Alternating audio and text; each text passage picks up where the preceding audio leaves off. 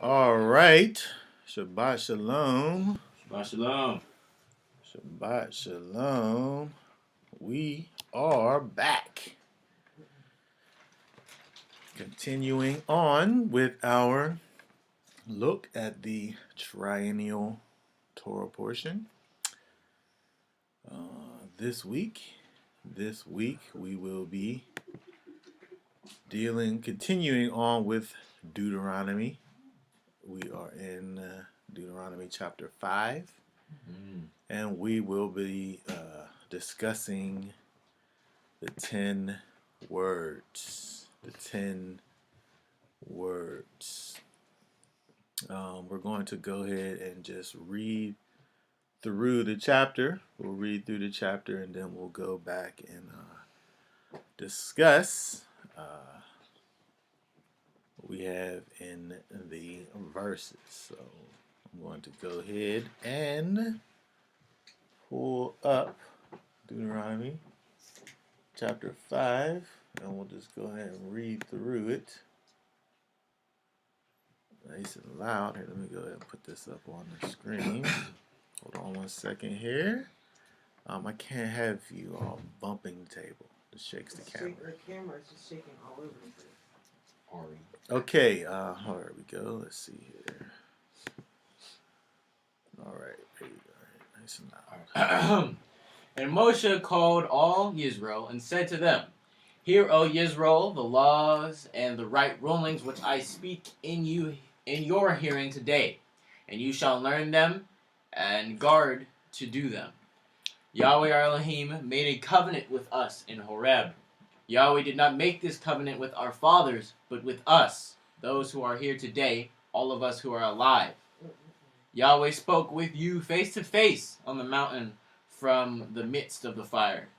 I stood between Yahweh and you at that time to declare to you the word of Yahweh, for you were afraid because of the fire, and you did not go up the mountain, saying, I am Yahweh your Elohim, who brought you out of the land of Mitzrayim, out of the house of bondage.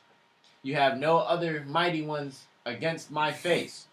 You do not make yourself a carved image, any likeness of which is in the heavens above, or which is in the earth beneath, or which is in the waters under the earth. You do not bow down to them nor serve them. For I, Yahweh your Elohim, am a jealous El, visiting the crookedness of the fathers upon the children to the third and the fourth generations of those who hate me, but showing loving commitment to thousands, to those who love me and guard my commandments. You do not bring the name of Yahweh your Elohim to naught, for Yahweh does not leave him unpunished who brings his name to naught. Guard the Sabbath day to set it apart, as Yahweh your Elohim commanded you. 6 days you labor, and shall do all your work, but the seventh day is a Sabbath of Yahweh your Elohim. You do not do any work, you, nor your son, nor your daughter, nor your male servant, nor your female servant, nor your ox, nor your donkey, nor any of your cattle, nor your stranger who is within your gates, so that your male servant and your female servant rest as you do. And you shall remember that you were a slave in the land of Mitzrayim, and that Yahweh your Elohim brought you out from there by a strong hand and by an outstretched arm. Therefore, Yahweh your Elohim commanded you to perform the Sabbath day. Respect your father and mother, as Yahweh your Elohim has commanded you, so that your days are prolonged, and so that it is well with you on the soil which Yahweh your Elohim is giving you. You do not murder. You do not commit adultery. You do not steal. You do not bear false witness against your neighbor. You do not covet your neighbor's wife, nor do you desire your neighbor's house, his field, nor his male servant, nor his female servant, his ox, nor his donkey, or whatever belongs to your neighbor. These words Yahweh spoke to all your assembly in the mountain from the midst of the fire, of the cloud, and of the thick darkness with a loud voice. And he added no more. And he wrote them on 2 tablets of stone and gave them to me. And it came to be, when you heard the voice from the midst of the darkness, while the mountain was burning with fire, that you came near to me all the heads of your tribes and your elders, and said, See, Yahweh our Elohim has shown us his esteem and his greatness, and we have heard his voice from the midst of the fire. Today we have seen that Elohim speaks with man, and he lives. And now why should we die? For this great fire is consuming us. If we hear the voice of Yahweh our Elohim any more, then we shall die. For who is there of all flesh who has heard the voice of the living Elohim speaking from the midst of fire as we have, and does live? You go near and hear all that Yahweh our Elohim says, and speak to us all that Yahweh our Elohim says to you, and we shall hear and do it. And Yahweh heard the voice of your words when you spoke to me, and Yahweh said to me, I have heard the voice of the words of this people, which they have spoken to you. They have done well in all that they have spoken. Oh, that they had such a heart in them to fear and to guard all my commandments always, so that it might be well with them and with their children forever. Go say to them, Return to your tents, but you stand here by me, and let me speak to you all the commands, and the laws, and the right rulings which you are to teach them, and they shall do them in the land which I am giving you, which I am giving them to possess. And you shall guard to do as Yahweh your Elohim has commanded you. Do not turn aside to the right or to the left. Walk in all the ways which Yahweh your Elohim has commanded you, so that you live and it be well with you. And you shall prolong your days in the land which you possess. All right. Very good. Very good.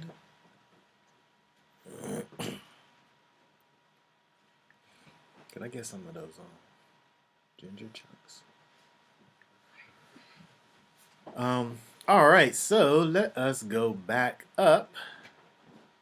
Let's go up here. There is a lot to deal with. I want to first of all begin before we get into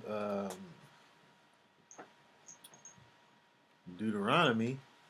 I want to actually go over to Matthew as kind of a jump off point to the commandments, to the words. Let's go over to Matthew 22. Matthew 22, read for us 36 through 40. 36 through 40. It says, Teacher, which is the great command in the Torah? And Yeshua said to him, You shall love Yahweh your Elohim with all your heart, and with all your being, and with all your mind. This is the first and great command. And the second is like it. You shall love your neighbor as yourself. On these two commands hang all the Torah and the prophets. Okay. On these two commands hang all the Torah and the prophets. Loving Yahweh and loving your neighbor as yourself. So as we look at the 10 words, we're able to see that, we are able to take these 2 tablets that the Most High gave to Moses and understand how they deal with one with the Most High and the other with man. How it is that we love Elohim and how it is that we love our neighbor as ourself. When we look at, the 10 Commandments, we call them the 10 Commandments, and even in the King James Version, they're referred to as the 10 Commandments. Not very many places, but a few places that we have it there written for us. But it actually don't say 10 Commandments, even though it's translated as commandments. It literally says the 10 words. Or things. Or 10 things I have to say. or ideas, or statements.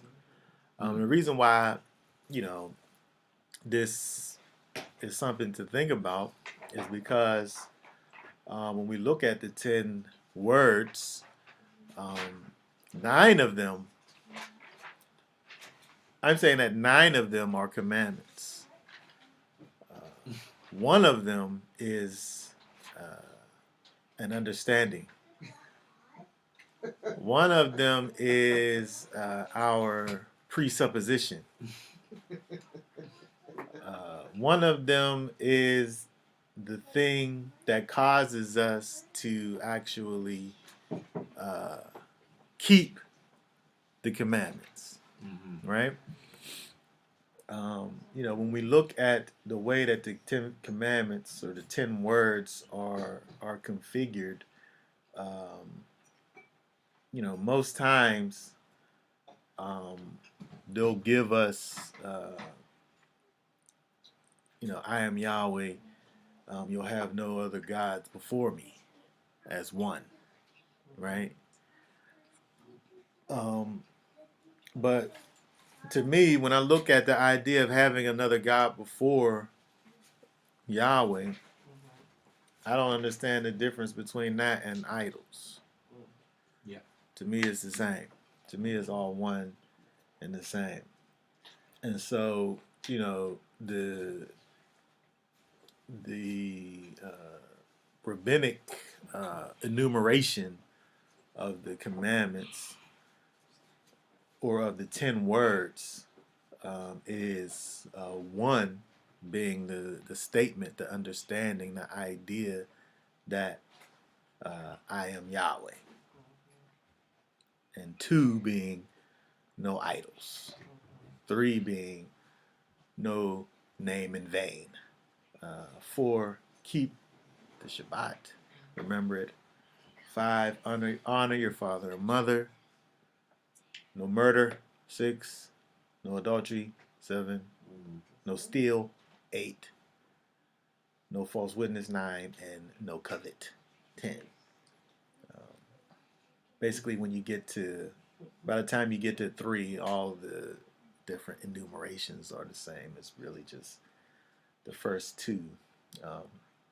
But that's just, we'll look some more into that. But I want to just, look over these first couple verses here.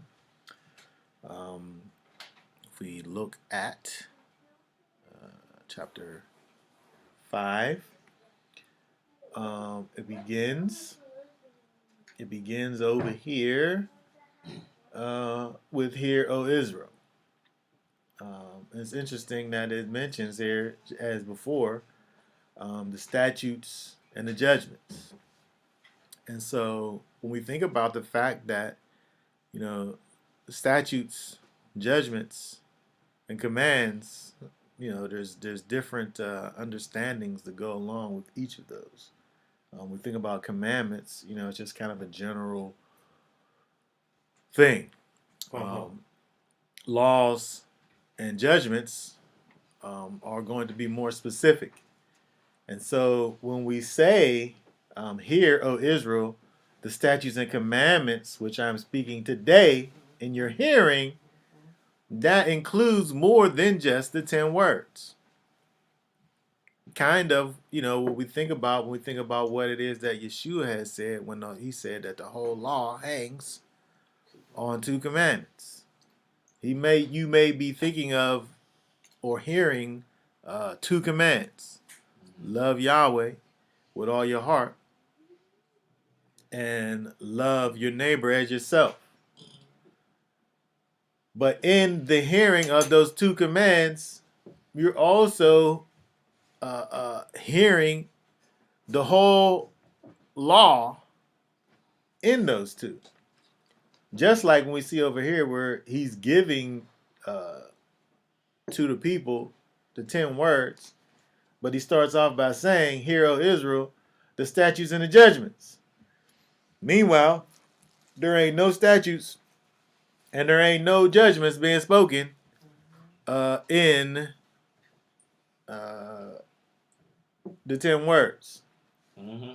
So, it kind of helps us to understand, or see from another perspective what it is that Yeshua was doing whenever he talked about this whole idea of,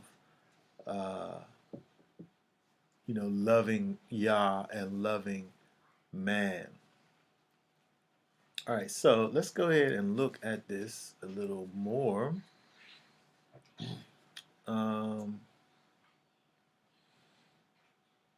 There's so many things.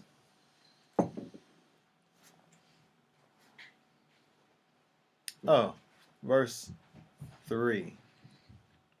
Hold on, I think he talks about this further down. Let me just check and see, because if he did, we'll double back to it.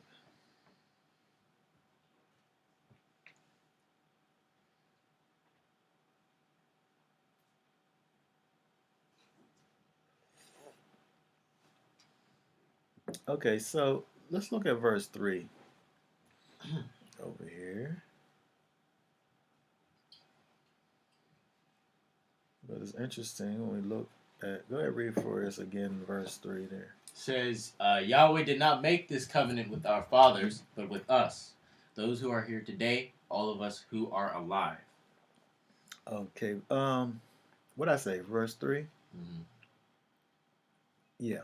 Okay, so it's interesting that when we think about this, he just said a similar thing, Moses, in the last chapter. Similar, actually, but different. 4:31. 4:31. Says, for Yahweh, your Elohim, is a compassionate El. Yeah, that's it. Go ahead, read it, start again. Yeah, it says, for Yahweh, your Elohim, is a compassionate El. He does not forsake you, nor destroy you, nor forget the covenant of your fathers, which he swore to them. Okay, so over here, he's talking about the covenant that he swore to your fathers, the people who he's speaking to's fathers, right? Because again, this is the next generation.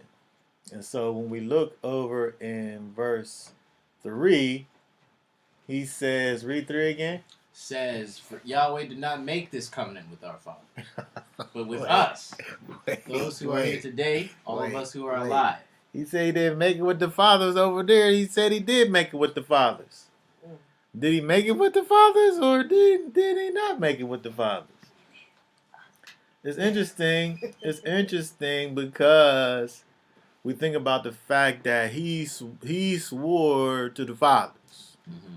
He did make a covenant with the fathers, but they broke the covenant. Mm. Right? So here we have this new thing that's new and fresh to these people who was dear, right? But they wasn't of age at the time. So they wasn't up here making no commitments or whatnot, because they were still without the knowledge of good and evil, right? Mm-hmm. But he's speaking to these people right over here right now. So the reason why he's sitting up here saying that Yahweh did not make this covenant with our fathers is only because those people that actually accepted the covenant, they broke the covenant and died in the wilderness. Mm-hmm. So he made it with the people who's going to keep it. That's who he made it with. Right? And so you have this new interpretation of an old memory, right? Because they was all back at Mount Sinai. Yep. They was over there at Mount Sinai, right? But he wasn't speaking. It was grown folks' business over there at Mount Sinai. He wasn't speaking to them, to the kids. But he was, though. He was speaking to them because they was the ones who end up being here right now, as it says today. All of us who are alive here today, right? But it made me think about the fact that we have a similar type of a thing that we deal with in terms of this thing that happened one time. You know, the commandments was given on Mount Sinai. That happened one time. Mm-hmm. But here we even see, just in a matter of 2 chapters, where thinking about these things from different perspectives, understanding that the commandments being given one time, they're being received 2 different times. Yeah. Right? You had the original time when they was given, being received by the fathers who broke them and died in the wilderness. And then we have the second reception of those same people who was there, but only today are receiving them. Let's look at Romans 6. Romans 6. Start reading at verse 8. Says, and if we died with Messiah, we believe that we shall also live with him, knowing that Messiah, having been raised from the dead, dies no more. Death no longer rules over him. For in that he died to sin once for all. But in that he lives to Elohim. Okay, very good. He don't keep on dying. Mm-hmm. Right? But we keep on applying. Somebody could put that in a song right there. That's the song. That's the next hit right there. He don't keep on dying, but we keep on applying. Come on, man. That's the next hit right there. He died once, all them years ago, right? But we are able to apply the thing that he did that one time. We're able to apply it to our situation thousands of years later. Mm-hmm. Right?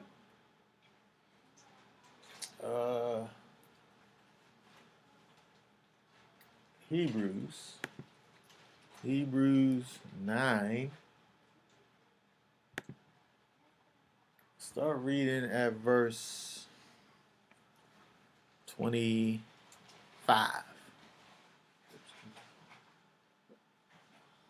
It says, not that he should offer himself often, as the high priest enters into the set-apart place year by year with blood not his own. For if so, he would have had to suffer often since the foundation of the world. But now he has appeared once for all at the end of the ages to put away sin by the offering of himself. And as it awaits men to die once, and after this the judgment, so also the Messiah, having been offered once to bear the sins of many, shall appear a second time apart from sin, to those waiting for him unto deliverance. Okay, very good. So we see over here the Yeshua, Messiah, he dies one time. Mm-hmm. And that thing that he did for us, he did that one time. Right? Next time we see him, it's judgment time. Right? He ain't coming back so that he could die for sin again. He coming back for a whole other purpose. Mm-hmm. And so, when we think about that in relation to what we see over here in these first beginning verses, again, with the next generation, Now the next generation, as they're going into the land, they're hearing these words from Moses, and it's almost as if they are renewing um, or making new a covenant with the Most High as they begin to prepare to go over into uh, the land of promise. And so I just thought that was interesting how we see over here again, verse 3, um, where it says that they did not make the covenant with the fathers, but with them here today that are alive. Um, it just reminded me of this idea of this thing happening one time, but having multiple applications in different times, right? Different dealing with different generations. Mm-hmm. Okay, so let us move over to what I would say is the first word that's given, right? The first thing, the first idea that's given, the very purpose or reason for us to consider and do the commands that the Most High is giving. If we look at verse 6, read that for us. I am Yahweh your Elohim, who brought you out of the land of Mitzrayim, out of the house of bondage.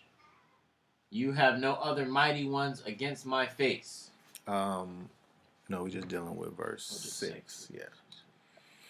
Okay, very good. So we have over here this very important component. That's not different from what we have in Exodus chapter 20. It's exactly the same. I am Yahweh your Elohim, which brought you out of the land of Egypt, out of the house of bondage.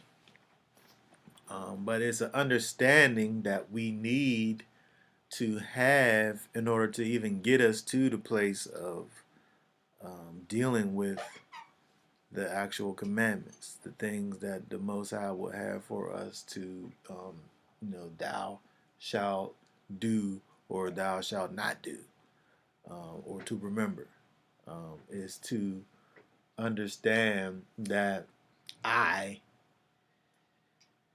am Yahweh. It's interesting that, we talked about adding to the commandments. This is another place here. This says, I am Yahweh. I am Yahweh. That statement by itself, causes you to contemplate a thing, right? Of who Yahweh is, or what his name is, right? Or what, goes along with understanding, that name. But again, if we look, let's see over here. When we see verse 6 in the King James, this here is italicized, right? And so, that is a word that's added for emphasis. And so what we're trying to understand is I, Yahweh, is speaking, right? I, Yahweh, your Elohim, right? This is really the first thing that he's pronouncing, who he is in relation to you, right? He's speaking, and the one who's speaking is letting you know who he is in relation to you, which is your Elohim. Yep. Right, and this is a very powerful understanding that we have to be able to get to the place of understanding and knowing that He is our mighty one. And not only that, right? He says that He is your Elohim who brought you out of the land of Mizraim, out of the house of bondage.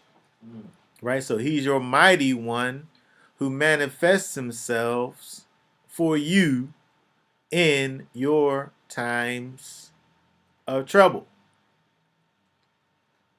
Right? He has given us our redemption.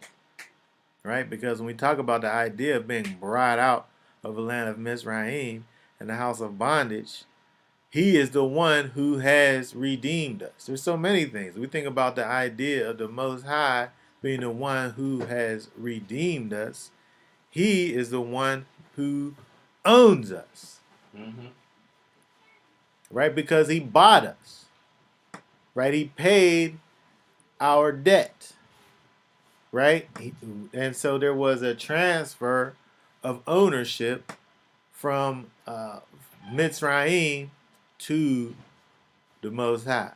Mm-hmm. And so when we think about all these things, the fact that He is our Elohim, He is our mighty one, He is our power. And not only is He that, but He is the one who frees us and delivers us and redeems us. We have to have all of these understandings in order to move forward. Mm-hmm. Right? Because He, the Most High, Yah, the Elohim of Abraham, Isaac, and Jacob, is familiar to us. He's familiar to us. We know who He is, right? He's the one who brought us out from Egypt. He's the one who brought us out of the house of bondage. Yep. Right? He's shown Himself to us. Right? We have a understanding of who He is based on what He has done for us. Yep. And so we begin to know Him. We begin to understand who He is. We begin to see examples of His strength and the lengths of which that He goes for us, His people. Yep. Right? We see all of this in the fact that verse 6 is telling us, I am Yahweh your Elohim, who brought you out of the land of Mizraim, out of the house of bondage. We have to have that as a prerequisite, as a presupposition to the rest of the things that's being spoken. Mm-hmm. You know, because when you look at anything, right, you bring to that thing that you're looking at a presupposition. Yep. You have some preconceived notion, whether great or small, to a thing that you are listening to, and it helps you to determine how you're going to respond to the thing. And so he gives us the presupposition that we need, the preconceived notion that we need to deal with the rest of the things that He's going to say to us.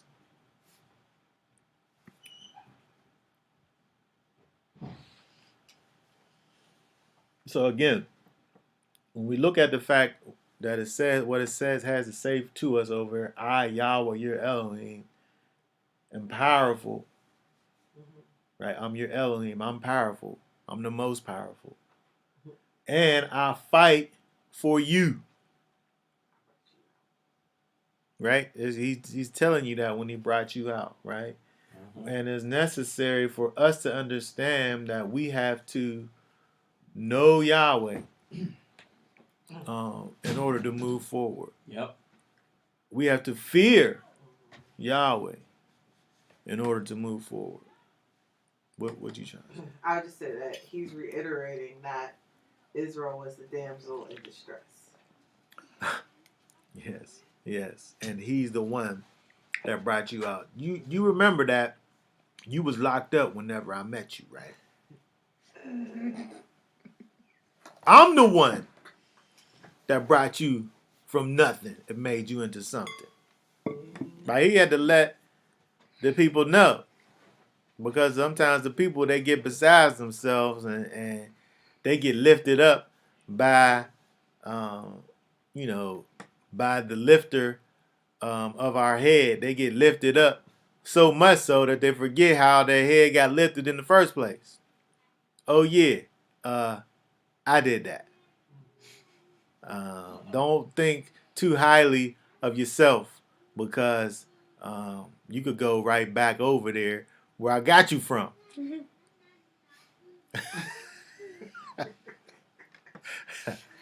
Right? And so it's important for us to have again an understanding of who the Most High is before we can even go forward, right? And that's what he is calling for the people to do. Yep. Look over here in Proverbs 9. Proverbs 9 and 10. 9 and 10 says, "Give instruction to a wise one, and he is wiser still. Teach a righteous one, and he increases in learning. The fear of Yahweh is the beginning of wisdom, and the knowledge of the set apart one is understanding." Yes, very good. Very good. So, the fear of Yahweh is the beginning of wisdom. This is the first step, right? If we don't understand what the fear of Yahweh is, how you move forward from there? That's the beginning of wisdom. It says that's the beginning of wisdom. So there can't be no wisdom without that first, without the fear of Yahweh first. That's the beginning, right? That's the first step. If somebody come along and says, I'm gonna need you to do X, Y, Z, you gonna say, I don't listen to you. You ain't my daddy.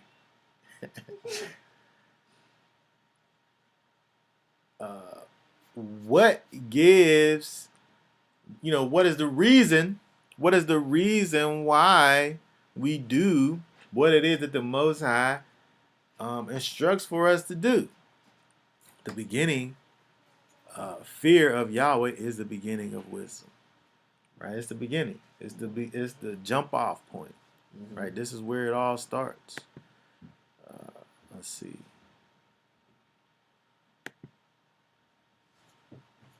This word here, yirah,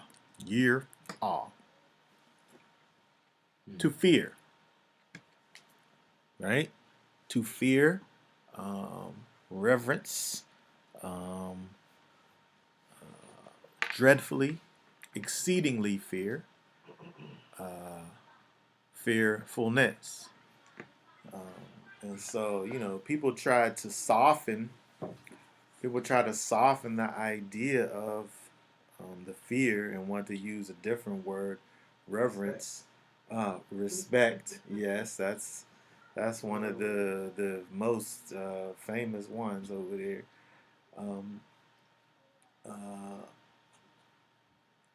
But we have to understand what that means when we talk about the idea of the fear of Yahweh is the beginning of wisdom. We have to understand that that's helping for us to see that we need to know what it is that he's capable of.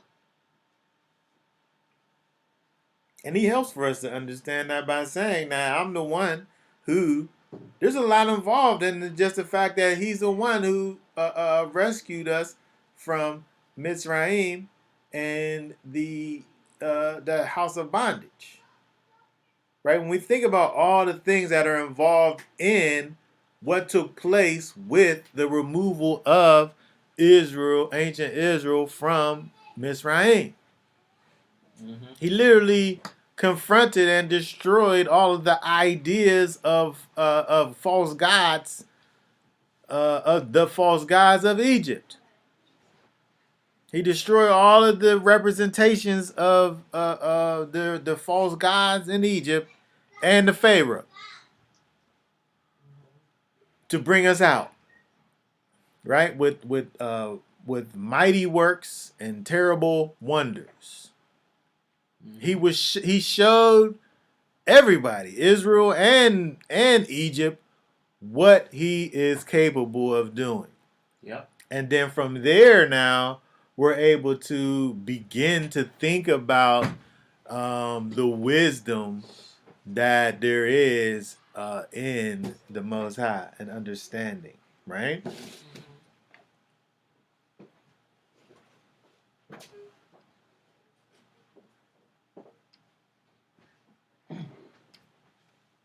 Okay, so let us look at the book of Isaiah.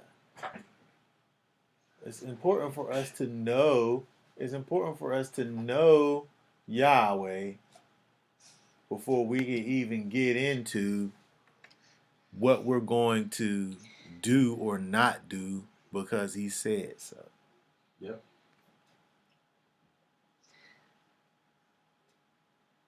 Okay, so let's look at Isaiah 33.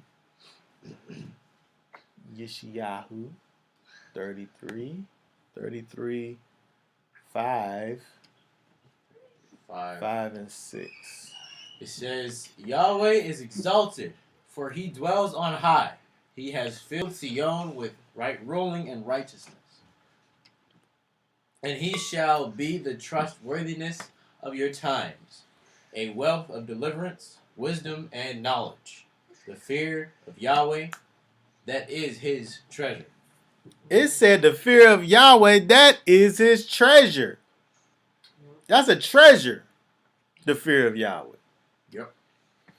That is a thing that is a highly desirable thing.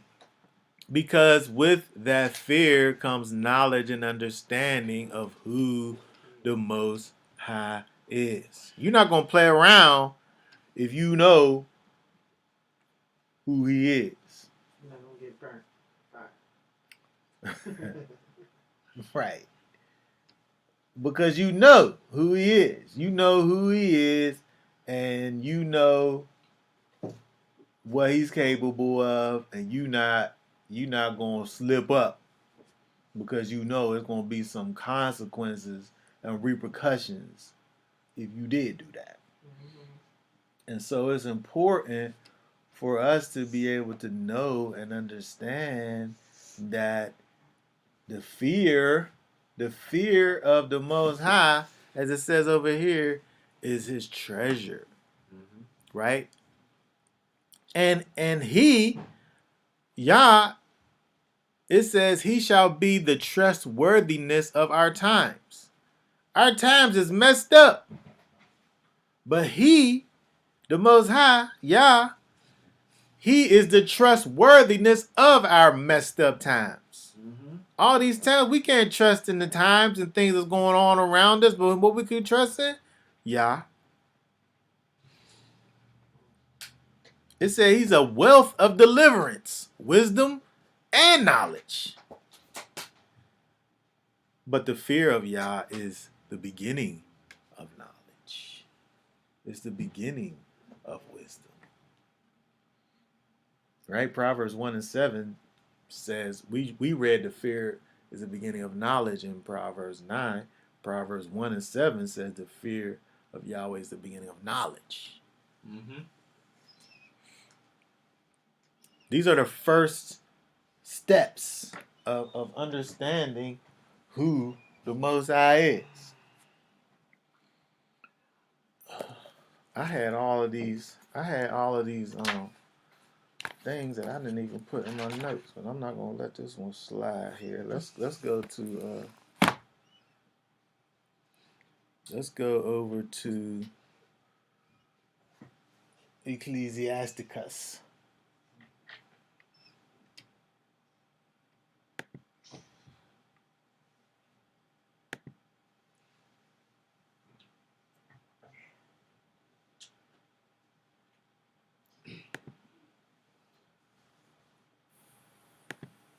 Chapter 1. Let's go down to verse 11.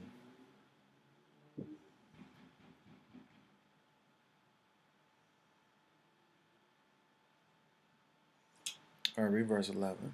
The fear of Yahweh is honor and glory and gladness and a crown of rejoicing. This talking about the fear of Yahweh now. Is honor, is glory, and gladness, and a crown of rejoicing is the fear of Yahweh. All of these things. Why? Because this exemplifies the fact that we know who Yahweh is. Mm-hmm. We know who He is. We have an intimate understanding and relationship with Him. Yep. When we had the fear of Yahweh. Verse 12. The fear of Yahweh maketh a merry heart, and giveth joy and gladness, and a long life. Huh? Since when do being fearful of something cause you to be merry at heart? Well, because we talking about an understanding, right? We understand who the Most High is. We understand what He's capable of, and we understand that all that He's capable of doing, He's doing that on your behalf for you. Yeah. 13. Whoso feareth Yahweh, it shall go well with him at the last, and he shall find favor in the day of his death. That's, again, the one who has the fear of Yahweh, that's what he got, 14.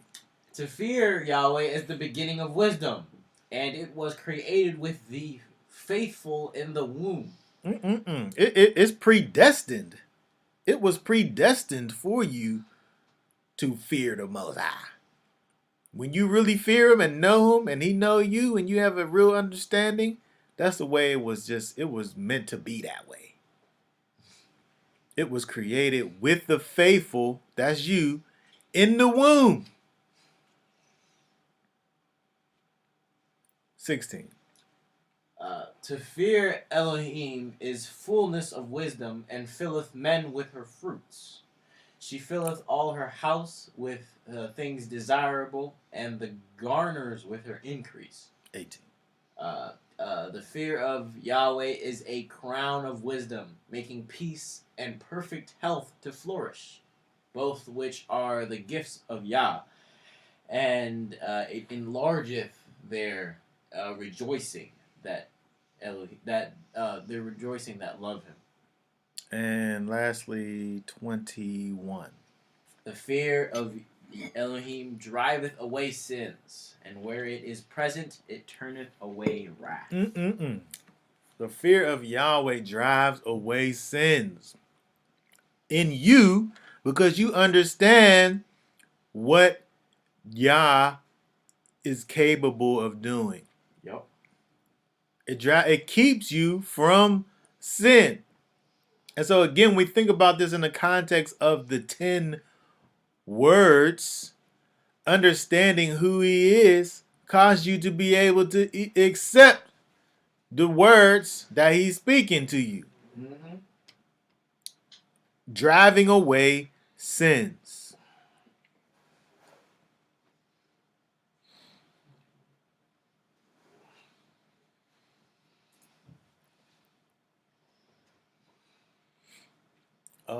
Okay, lastly,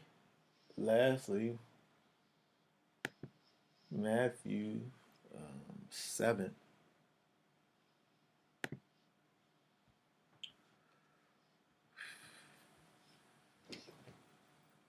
21 through 23. Not everyone that saith unto me, Yahweh, Yahweh, Just say Lord right there. or okay, Lord, Lord, shall enter into the kingdom of heaven, but he that doeth the will of my Father which is in heaven. Many will say to me in that day, Lord, Lord, have we not prophesied in thy name, and in thy name have cast out devils, and in thy name done many wonderful works? And then will I profess unto them, I never knew you. Depart from me, ye that work iniquity. I never knew you. I never had an intimate relationship with you. You never feared me. I didn't know you, and you didn't know me.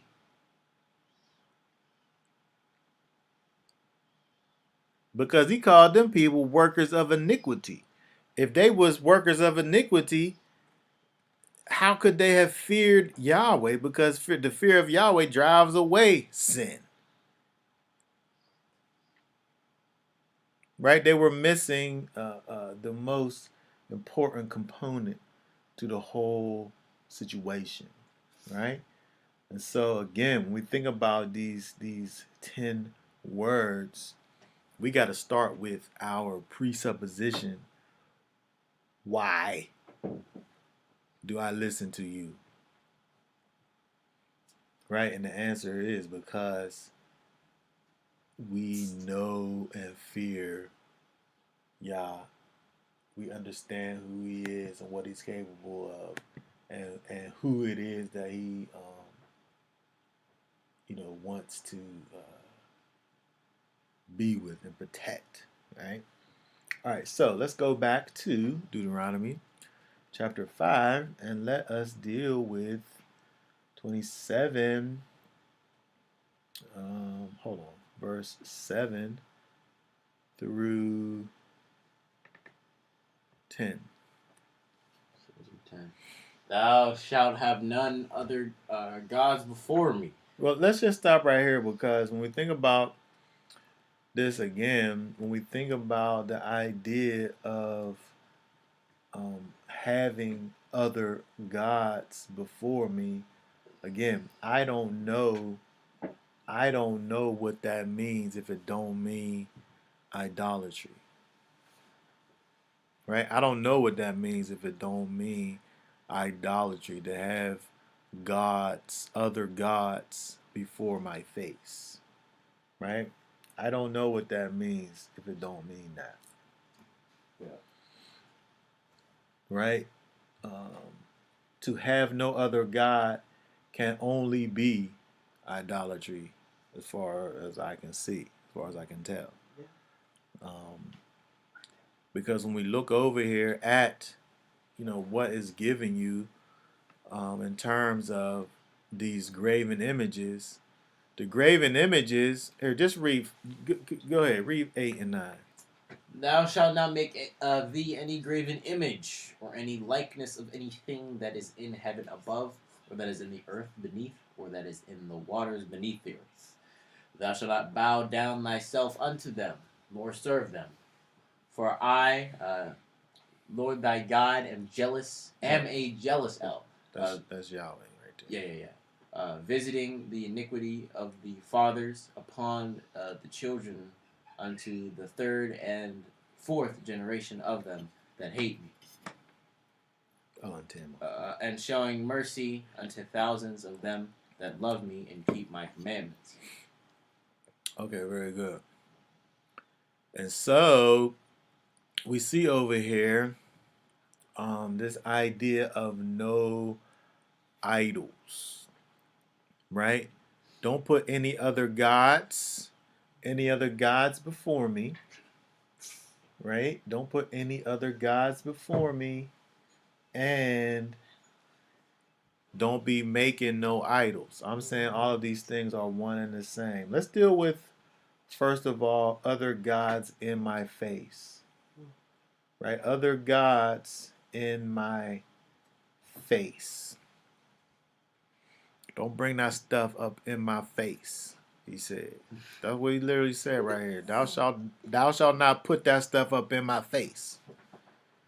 Right? Let's look at this verse here. Before me,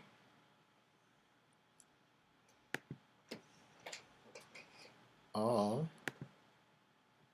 This has got to be panim. It's my face. Okay. So, God's Elohim, other Elohim, right? He don't want other Elohim, gods, other mighty ones in his face. What is this other thing? This air, hinder, next, strange,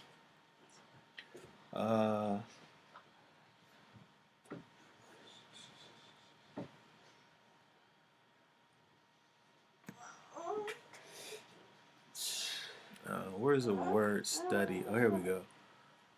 Another, other Elohim, right? So you can't have multiple. You can't have multiple Elohim as far as Yahweh is concerned, right? You can only have one mighty one. You can only have one ruler, right? You can only have one supreme being, right? You can only have one that's highest. You can only have one that's highest in authority, right? How can you have others that are highest in authority, right? That don't even make any sense. The idea of other Elohim actually is kind of an oxymoron, isn't it? When we think about who the Most High is, He already said that He was our Elohim. So how could we possibly have others? Right? The thought of it is kind of bizarre. What'd you say? How could you, right? Let's see what this person's saying here. Interesting, the 2000 the scriptures version and others do not say you shall not, but you have no other deities before me. Israel has no other powers before Yahweh. Yes, as it's almost as if it's like a statement or something, right? You have no, right? You have no. You don't have no other gods before me. You ain't got no other gods before me, right? It's an understanding that we have as Israel, right? It's an understanding of, of where we coming from. Like He's our Elohim, we can't have no other ones. Again, it's out of place once we understand that Yah is our Elohim. Right? So we can't have another power if He's the power. Mm-hmm. Right? We can't have another ruler if He's the ruler.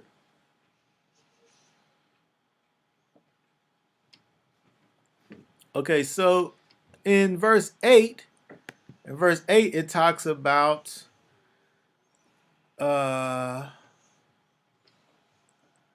carved images. Right? But we're not thinking about carved images just for the simple fact of carving them. I think. We'll have to see if my thoughts are close to being correct or if they're not. He says, you do not make for yourself a carved image. Carved or graven image is this word here. Let me get my cursor. Is pesel. an idol. The first thing that it has is an idol, but the next thing is this carved thing, right? So it's an idol, but it's this carved thing, right? So it's from this word which means to carve, whether wood or stone, to grave or to hew. So it's talking about this carved thing, this hewn thing. Yeah. Okay, and so um, let's look over in Deuteronomy 10.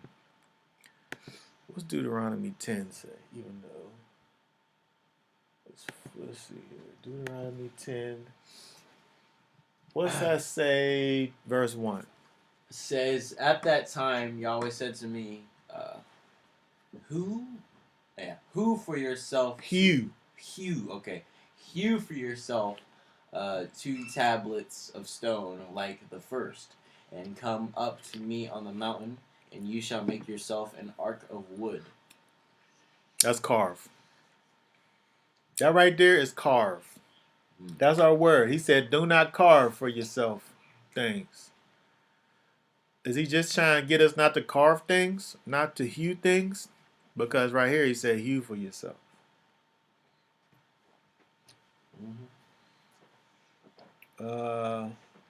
Exodus 25. That's just some tablets, right? Exodus 25. Exodus 25. What do 17 and 18 say? And you shall make a lid of atonement of clean gold, 2.5 cubits long and 1.5 cubits wide. And you shall make 2 cherubim gold. Make them of beaten work at the 2 ends of the lid of atonement. Okay, they just made right there some angels.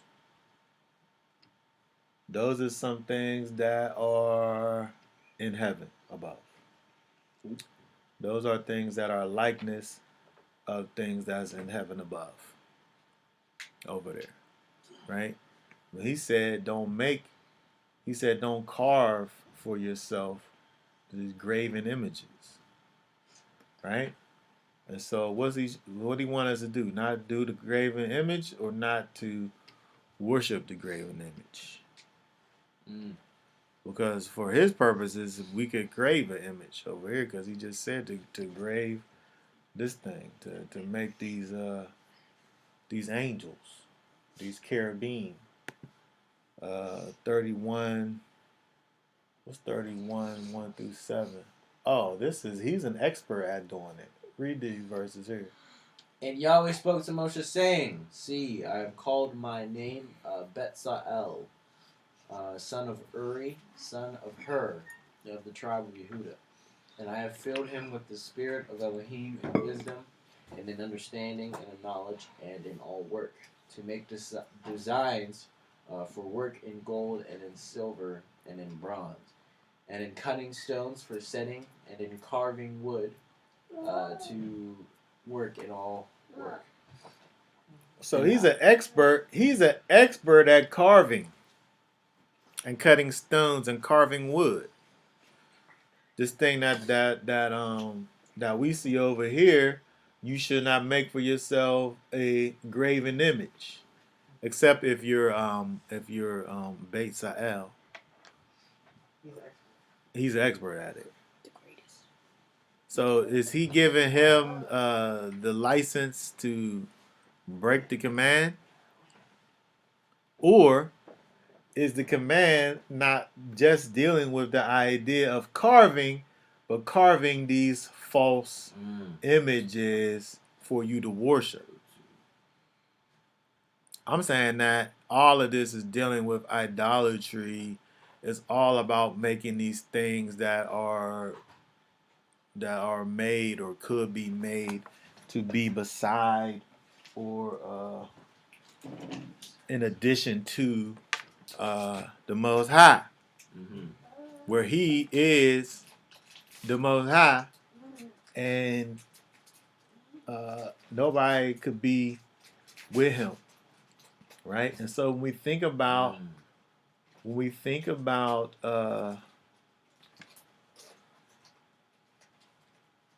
this prohibition over here, this is dealing with this idea of making idols, making things to worship, not just the idea of carving something. What's it say in Genesis? Genesis 28. 28:18. What's that say? It says, and Jacob rose early in the morning and took the stone that he had put at his head, set it up as a standing column, and poured oil on top of it. Okay, this thing wasn't carved, right? But he took this uncarved thing and he used it as this memorial unto the Most High from this thing that happened to him at this particular place. This thing that caused him to remember, right? And so this wasn't a hewn. It wasn't a hewn thing, but it was a thing that could. Oh, hold on. What word is this? 46. Yeah. That's not the same word. It's not the same word, but it's still the idea of this thing that could potentially be worship. Somebody could, we got people right now walking around this stone over there in the so-called Middle East. Well, that wall. Huh? The wall. The wall. The people.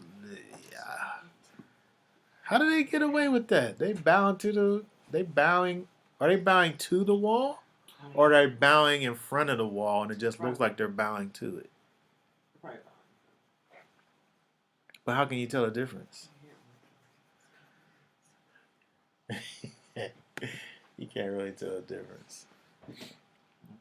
Okay, so I'm saying that it's probably more about objects of worship, of false worship, than simply this idea of carving a thing. Or are we to say that you can't make carvings of things? Like you can't have like well, I'm saying that you can automatically cancel that out because of the fact that we have the Ark of the Covenant, which has things on it. And then people started trying to worship that. That's probably why I got taken away. Yeah. I had to get taken away from this because you couldn't handle it. And this is a reason why this command is a reason why I'm saying that I don't want your white Jesus or your black Jesus. I don't want neither one. Because if you say that you worship the Son of the living God, and then now you got a picture of him, you worship the picture now, don't you? I mean, if I say white Jesus, I put an image in your mind just now when I said that. Yep. Long hair. Black Jesus got the guy with the locks. Yeah, the black one got the locks, and the white one got the blue eyes and the blonde hair. Like I put an image in your mind when I just say that, and so when you think about that, that's an idol. That's some representation of something of the heavens that you are worshiping. You worship that thing. inadvertently because you say that you worship Yeshua. But these people, they put this picture in our mind now whenever we think of that. Now there's this thing that goes along with it. And so, and again, he showed us, we talked about this last week where, he came and spoke to the people and he didn't have no image. He didn't give the people a picture of something to worship and think about, right? And so, I say that, these pictures, these images, you can't fix the false picture of the white Jesus by giving them some melanin and some kinky hair. You still got you still got an idol. Yeah. Whether he's black or white. You should have neither one of those. Mm-hmm. What's this person over here saying? Do not make for yourself a carved image in the likeness of any heavenly or earthly or aquatic thing. Yes, for yourself.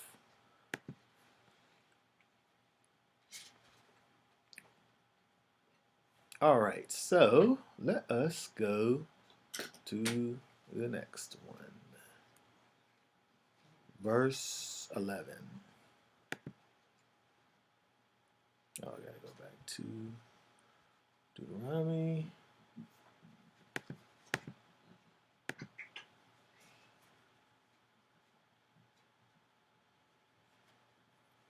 Verse 11. You do not bring the name of Yahweh your Elohim to naught, for Yahweh does not leave him unpunished who brings his name to naught. Okay, first of all, let's look at shame. Shame, which is the name. Right? So what does that mean? Position. An appellation as a mark, a memorial of an individual. By implication, honor. So when we think about the idea of implication, the honor that goes along with the thing that is represented, the authority, the character, right? All these things that go along with it, the name, renown, report, right? And so we think about the name of Yah. That name, has a brand, right? And so it has a particular character, a particular renown that goes with it. Yep. That's very honorable, right? That has authority with it, right? The name, it's of a good rapport, right? Already, this is saying don't bring that name to naught. It's already up. It's already yea. Don't bring it to nay. Right? Don't bring it to vain. Don't bring it to shav.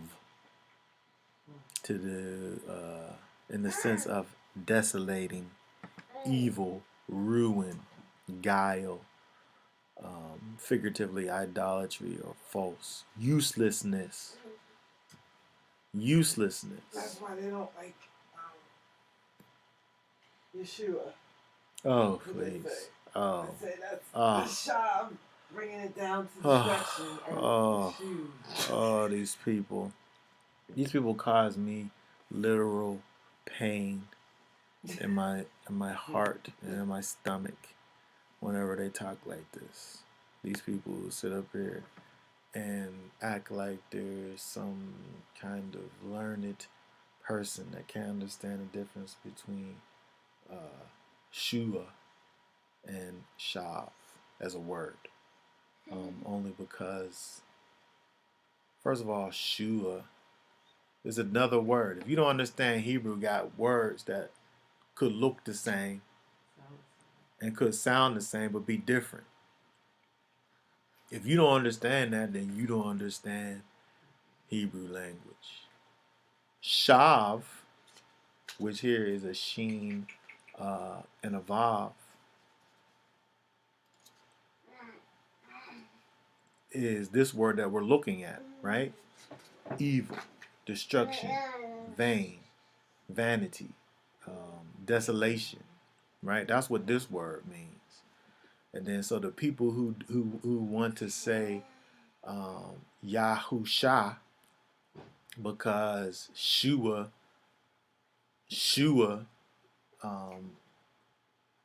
means whatever it means. Well, that's what they say. So they take Yah. They take Yah's name, Yah, and Shua, and put them together like it's like you take a piece of tape or something and put them together. That's not how it works. When you combine Yeshua and Yah, you get Yeshua. Just because that's how the language works. But people only phonetically hear that Shua thing, and they want to say, go to their lexicons and look and see what Shua means. Meanwhile, it's not the same word. This word over here, Shav, Shua actually would be Sheen Vav Ein. This a variation of this Shav has an olive and not an ein. We got different letters. Different letters are involved. Different vowel points are involved. And this is another thing. People who want to just sit up here and don't use the vowel points, I'm just gonna say I don't respect those people. I'm just gonna say it because you can't differentiate. You don't know how things are supposed to be said without the vowel points. Unless you just know. But how you know it though? Unless you grew up with it. You could say unless you know what it's supposed to say, but in your mind you're thinking of what vowel sound is supposed to make. Yeah. Whereas somewhere you learned what the sound is. It's for the advanced people, not to me. I know, but you only could get to that advanced place by having that knowledge. You gotta have the training wheels first. And so I'm saying that in order to do away with the vowel points, you got to accept them first. And then once you've accepted them, then you could do away with them. But when you do away with them, you're still using their sounds, though. You're still using them. You're just not putting them anywhere. You're just understanding the sound without writing it down on the paper. Yeah, it's just an understanding. You and the text have an understanding as to what it is that it's supposed to be saying. But it's not as if you just cause them to disappear and don't use them. You're using them in your mind, like how me coming up, I have an understanding with the text. If I see a capital Lord, I'm going to say Yahweh right there because I know that that's what the name is supposed to be there. Yeah. If I see a little Lord, that's Lord or Master right there. Right? If I see capital God, capital G, capital O, capital D, I know that's the name is right there. So in my mind, I'm going to put something there that's not there because I'm doing something in my mind. That's the only thing that you could do is in terms of getting rid of these vowel points. They're still there in your mind. You're still making them make the sound that they're supposed to make. But these people who come up with this thing and say that a particular spelling is bringing the name of Yeshua to naught. Yeah, it says literally every time. Literally, I I've been just told sigh. that every time I say Yeshua, I'm bringing the name of Yah to vain. Oh, my because goodness. because I'm saying Yah vain, Yah destruction every single time I say Yeshua. And so, I think that's the only reason I'm bringing it up in this context is because people have made a doctrine of it. Yeah, and it's a ridiculous doctrine. I'm just gonna say it's a ridiculous doctrine. Where now, you can't really even use biblical or modern Hebrew. You can't even say Yahushua in the Torah portion. We talk about Joshua ben Nun. It's hard. It's hard. And I'm long form. I'm not gonna sit up here and act like I'm the most learned person in the world because I'm not. But I could say that I know more than them people that say that. I could say that because it just don't it doesn't make any it doesn't make any sense. I was just gonna say it. But when we think about this idea of, I know the sigh, that sigh is real. That's a real sigh. It's just I can't even just deal with it. Like it's real, right? But when we think about this idea of bring the name of Yah to nothingness, the main idea that I'm thinking about is what is said right over here. This is not only to bring to naught in speech, but in how we protect ourselves as His people. I'm saying that's the most. I'm saying that is the most important aspect of it right there. Is how we portray ourselves as His people. Yep. Let's look at some verses over here. Let's look at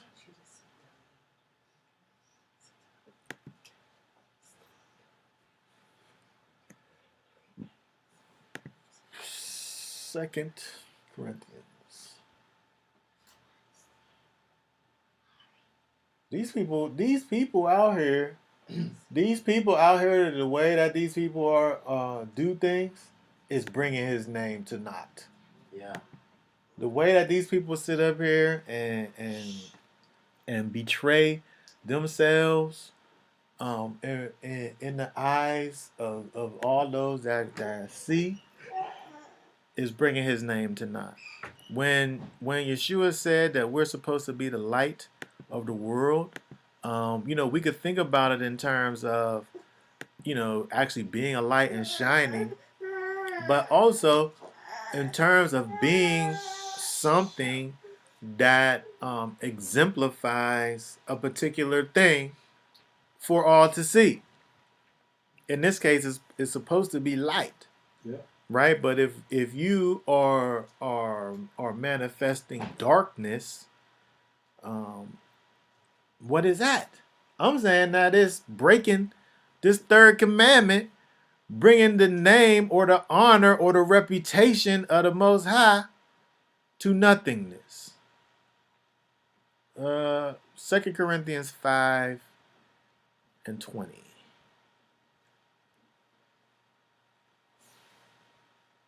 Therefore, we are envoys on behalf of Messiah, as though Elohim were pleading through us. We beg on behalf of Messiah, be restored to favor with Elohim. We are ambassadors, envoys, representatives of Messiah. Right? We're pleading, it says, as though Elohim were pleading through us.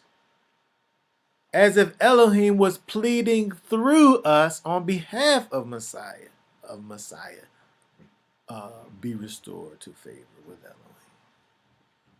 We're His representatives. So if His representatives is out here acting up, you look at the representative and how do you differentiate the representative from who he's representing? Mm-hmm. If I sit up here and look at a deputy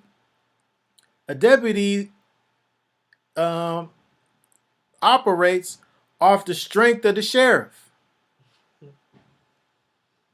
The power that the deputy has, he only has that power because it's bestowed on him by the deputy. By the sheriff. And so the deputy he's a representative, he's an ambassador of the sheriff. And when the deputy come knocking on your door, it's the same thing. And he could take you just like anybody else could. In fact, the sheriff is reaching out to you and touching you by way of the deputy or the ambassador or the representative or the envoy, like we seeing right over here with us, with you and I. And so if you as an ambassador, as a representative, as an envoy, as a presbyo, that's Greek, then if you are bringing that name to naught because of your behaviors and things, when these kids sit up here and they act up, they're representatives of their daddy. And so somebody see them kids cutting up and they say, who raised you? They don't even look at these. I had talked to the lady next door. She talking about these bad kids walking down the street yelling at them. I'm like, they probably don't. They probably didn't even never get taught the right way to act. They can't help themselves. They don't know no better. Because I'm going straight back to the parents. Not to them. It's not their fault. They don't know. It's the parents' fault. They're representatives of their parents. Same thing. And I would say that as whenever, early 2000s when I came in to the faith, it meant something to say that you was a Hebrew. It meant that you was literally living a sincere life unto the Most High. And it's very sad where we got into where, a Hebrew woman has a child, and I'm like, do you have a husband? Or, oh my goodness. Or, there's drug dealer Hebrews. And, it's just things that are just... What's some people that be robbing people? Pirates? No, the pillage doctrines. Oh, there's all kinds, robbing people and taking robbing back. the Gentiles. Yeah. There's so many things. It's just like you don't even.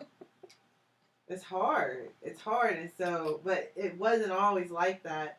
I think it's just because people don't have accountability to tell them where they're. Well, I guess even when you do tell them, they still. It don't matter. It don't. The people don't listen. They don't listen. It don't matter. I gotta take it back. But it's very sad though, because it's bringing his name and it's bringing his name down. It's the third commandment, and this is so important that people don't understand. They sitting up here putting this terrible face out, destroying the brand of the Most High, with this foolishness that they are. Exhibiting and selling as rightness, whenever it's actually wrongness. Read the first 6 verses over here. First 6 verses says, are we to begin to recommend ourselves again, or do we need, as some, letters of recommendation to you or from you? You are our letter, having been written in our hearts, known and read by all men. You, the people, he said, are the letter. The people's the letter, written in our hearts, known and read by all men. The people are, right? And so we got people out here sending out these letters, and they got some terrible messages inside of these letters that these people is sending out. Oh yeah, the letter is the man. Okay, verse 3. Go ahead. making it obvious that you are a letter of Messiah, served by us, written not with ink, but by the Spirit of the living Elohim, not on tablets of stone, but on fleshly tablets of the heart. I'm saying that these people that sending these letters out, there's a difference. The right ones, have been written not with ink, but by the Spirit of the living Elohim. And those ones is exhibiting the character of the Most High. But the other ones though, I don't know who wrote them letters, because it wasn't the Spirit of the Most High. It wasn't the Spirit of Elohim, because if it was, they wouldn't be out here acting contrary to the character of the Almighty. That's the difference. The difference is, don't sit up here and talk to me about the least command, and then in your life, I could sit up here and look and see that you is a terribly wicked individual. I can't be specific because the person might know who I'm talking about. But I'm just saying, like, don't sit up here and talk to me about this little thing that you think is real, which is in all actuality is not. But in your limited understanding, you think is real. But then you doing some of the most grossest iniquity things that could be done. But you want to talk to me about something that you, for some reason, deem as heavy when it's wrong in the first place. But in the second place, you doing things far worse than that. Yeah. So I'm saying that those people have not been written. Those people may indeed have been written with ink. But the verse 3 talking about written not with ink, but by the Spirit of the living Elohim. Verse 4. Says, in such trust we have toward Elohim through the Messiah. Not that we are competent in ourselves to reckon any matter as from ourselves, but our competence is from Elohim, who also made us competent as servants of a renewed covenant, not of the letter, but of the Spirit. For the letter kills, but the Spirit gives life. So, again, we are representatives, letters written by the Spirit out here for people to look at and read and gain understanding based on our life. And so when we are not properly betraying the will of the Most High, we're breaking the commandment. Number 3. Are you saying betraying or portraying? Betraying. It's portraying. No, betraying. You betraying the Betraying commandment. is when you go against something. Yeah, you going against it whenever you not. I think you said we're not properly betraying. I don't know what these English words mean. I'm saying that when we walk in a way that's contrary to the will of the Most High, we are betraying His third commandment. When we don't walk in His will, we're breaking it. We're breaking the third commandment. We're bringing His name to nothingness. When we go around with attitudes that are contrary to His character and what His character is, we are going against or betraying His commandments. The third one specifically. Let's look at Isaiah. We're still talking about the third commandment. Isaiah, if I can find it. Isaiah 42.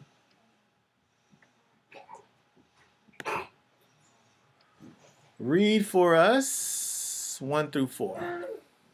4 says, See, my servant whom I uphold, my chosen one, my being has delighted in. I have put my spirit upon him. He brings forth right ruling to the nations. He does not cry out, nor lifts up his voice, nor causes his voice to be heard in the street. A crushed reed he does not break. A smoking flax he does not quench. He brings forth right ruling in accordance with truth. 4. Yeah. He does not become weak or crushed until he has established right ruling in the earth, and the coastlands wait for his Torah. Okay, very good. So all of these things that are being said are in regards to the chosen. All of these things that are being said are being spoken are in regards to the elect, right? And so when we look at this verse over here, is telling you about the elect, those that are representatives of the Most High, those that are representatives of the Master, right? He said, "My servant, whom I uphold, my chosen one, my being has delighted in. My soul has delighted in the chosen one. It delighted in him because of the fact that he exemplifies the character of the Most High." When we look over here at this, this book is an interesting book here. Let me get my thing over here. Let me see here. This Old Testament light, right? This Lamza guy is this Aramaic expert who's able to, look and help us with some of these verses over here. So when we look where he talks about over here in these verses 2 through 4, he says, when we think about verse 2, he shall not cry or make a sound, means that he will not campaign nor cry or blow a trumpet to mobilize an army to start a revolt. Talking about the chosen one. This is a messianic prophecy talking about Yeshua. In biblical days, uprisings and revolts were generally heralded by the sound of trumpets and the crying of messengers who went from town to town, heralding the news and trying to enlist people. Right? When Yeshua walked around in the earth, there were those who was waiting for the war to start. But that wasn't what he was doing. He wasn't crying out, lifting up his voice in the streets, right? He came with this, as this meek, humble servant, right?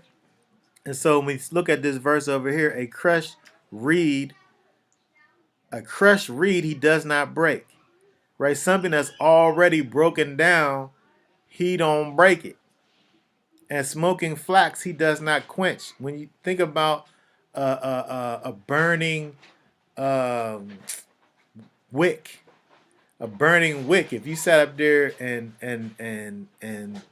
touched it, it will break, right? That wick that burns, that top part, if you push down on it, that thing will break. The smoking flax he does not quench. The thing that's smoking, the fire in the candle, if it's smoking, is easily quenched. But speaking to the humbleness and the meekness and the fact that he was this servant leader, Messiah is giving you the character of Messiah. And so again, when we think about the character of Messiah, it's one way.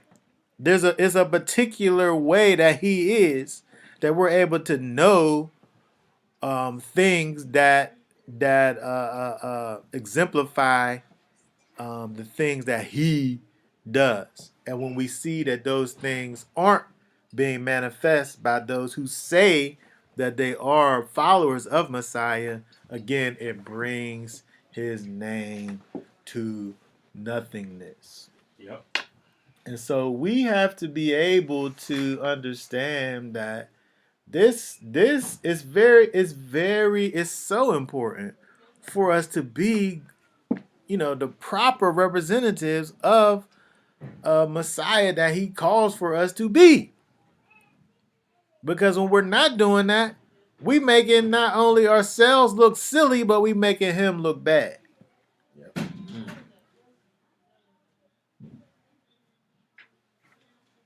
And you breaking the third commandment, right? We don't think about this. We think about using the name wrongly, probably for the most part, when we think about the third commandment.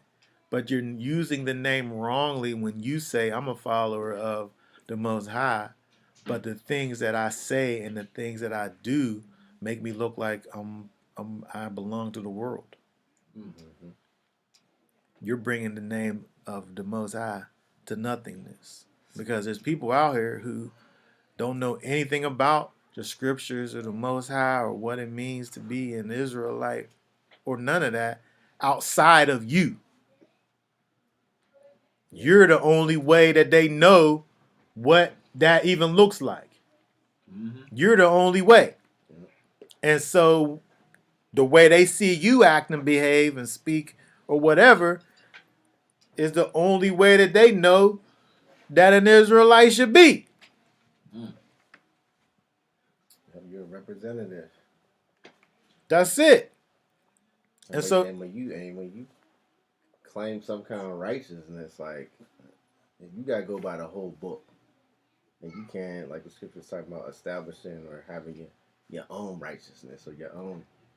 You gotta come from what that book say, and whatever you do and say need to be backed up by that book. Mm-hmm. Otherwise, it's false representation. Yeah. So we got to be out here representing. Like it's interesting when you think about how the world operates, and the world actually has an understanding about this whole branding thing. Mm-hmm.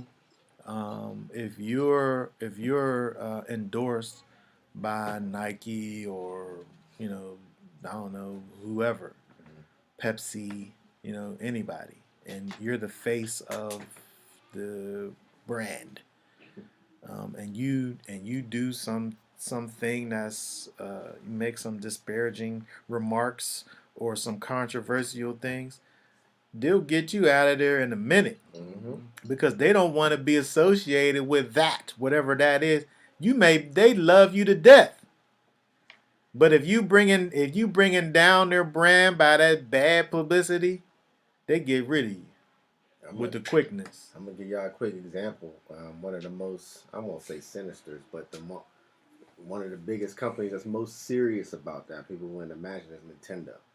Nintendo? So if you go ahead and you be like, oh, I'm gonna record myself playing this game, put it up on YouTube, they don't like it, they'll shut your whole channel down.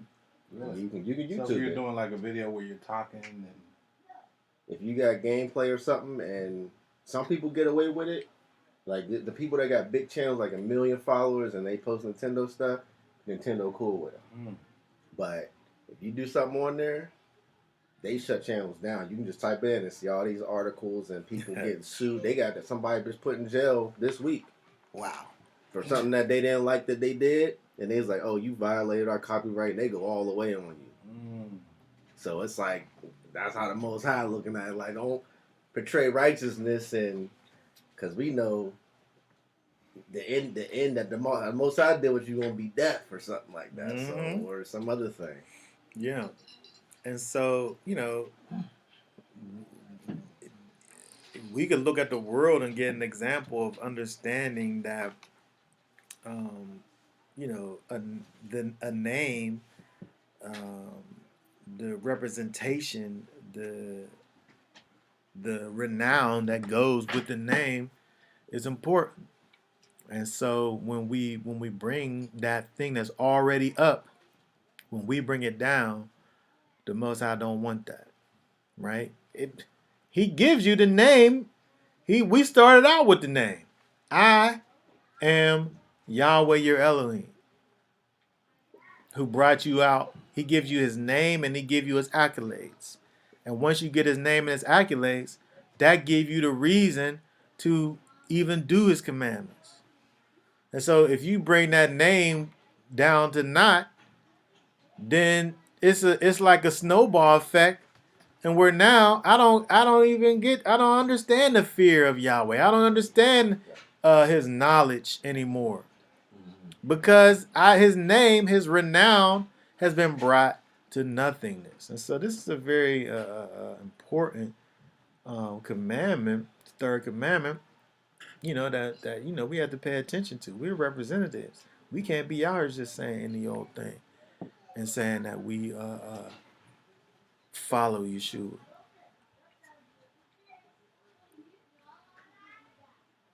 Right. Okay, let's go down to, let's see here. Oh, what this person say here. These companies will go so far as trying to take you off a platform without even notifying the actual platform. Yeah. They it's a common thing. People don't want, people to bring down their renown, and so how much more so do we say that the Most High operates in that same, if not a greater way. But what's interesting too, real quick, to add on to that real quick is like when these companies come after you, it's like if you was in a violation of something that they didn't like, it's something in their laws or their policy that they go by that you violated, that then they come against you. Mm-hmm. So it's the same thing with the Most High. We violate what he put out. That's funny. And then it comes against you. Because it's not like on a whim, just, I don't like you, just cut. No, you're violating some policy or terms that now your judgment is coming out on you. Yeah, you're exactly right. The correlation between the two is pretty interesting because, as you say, it's not like these people just made something up on the fly. If you exhibit character that's demeaning to the product somewhere, that's in writing somewhere. Right. And they sign their name on the dotted line and say that I'm going to represent this company in a way that you like. Right. Basically. That basically builds up the brand. Yeah. Don't tear down the brand. Yeah. And so when you get these people out here, who want to make statements or whatever, they're doing that at a cost. And the cost could be, you losing your endorsements. Yep. Because you went against something that you agreed to previously. You agreed to it previously. Exactly. And so when we think about the fact that we, as followers of the Almighty, we like the children of Israel at the foot of the mountain agree that whatever it is that you say, we will do. To these policies and procedures. All at the fine print. You want to, exactly, what you just said, we do when we click on these apps and sign these agreements. Do you read all of that? No. Same thing with the scriptures. This is the whole book. And you just scroll it down. You just say accept. Just a hard scroll, not so even whatever happens, we not can even a soft one. Just you be flicking that thing up to the bottom. All the pages. They can say we can watch you, we can listen to you, and all that. Yep, accept. I'll use it.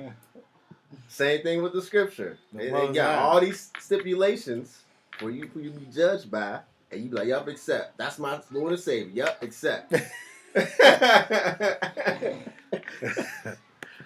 Exactly. All right, let's look at 12 through 15.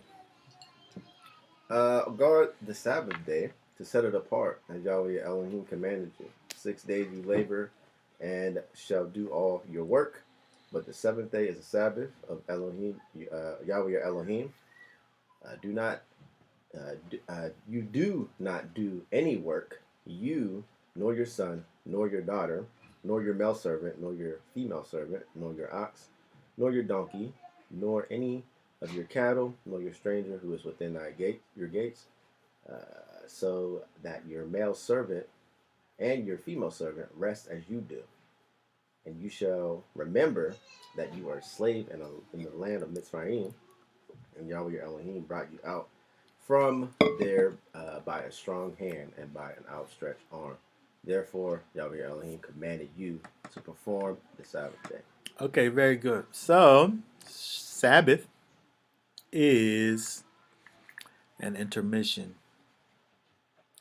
Sabbath's intermission. It's a rest.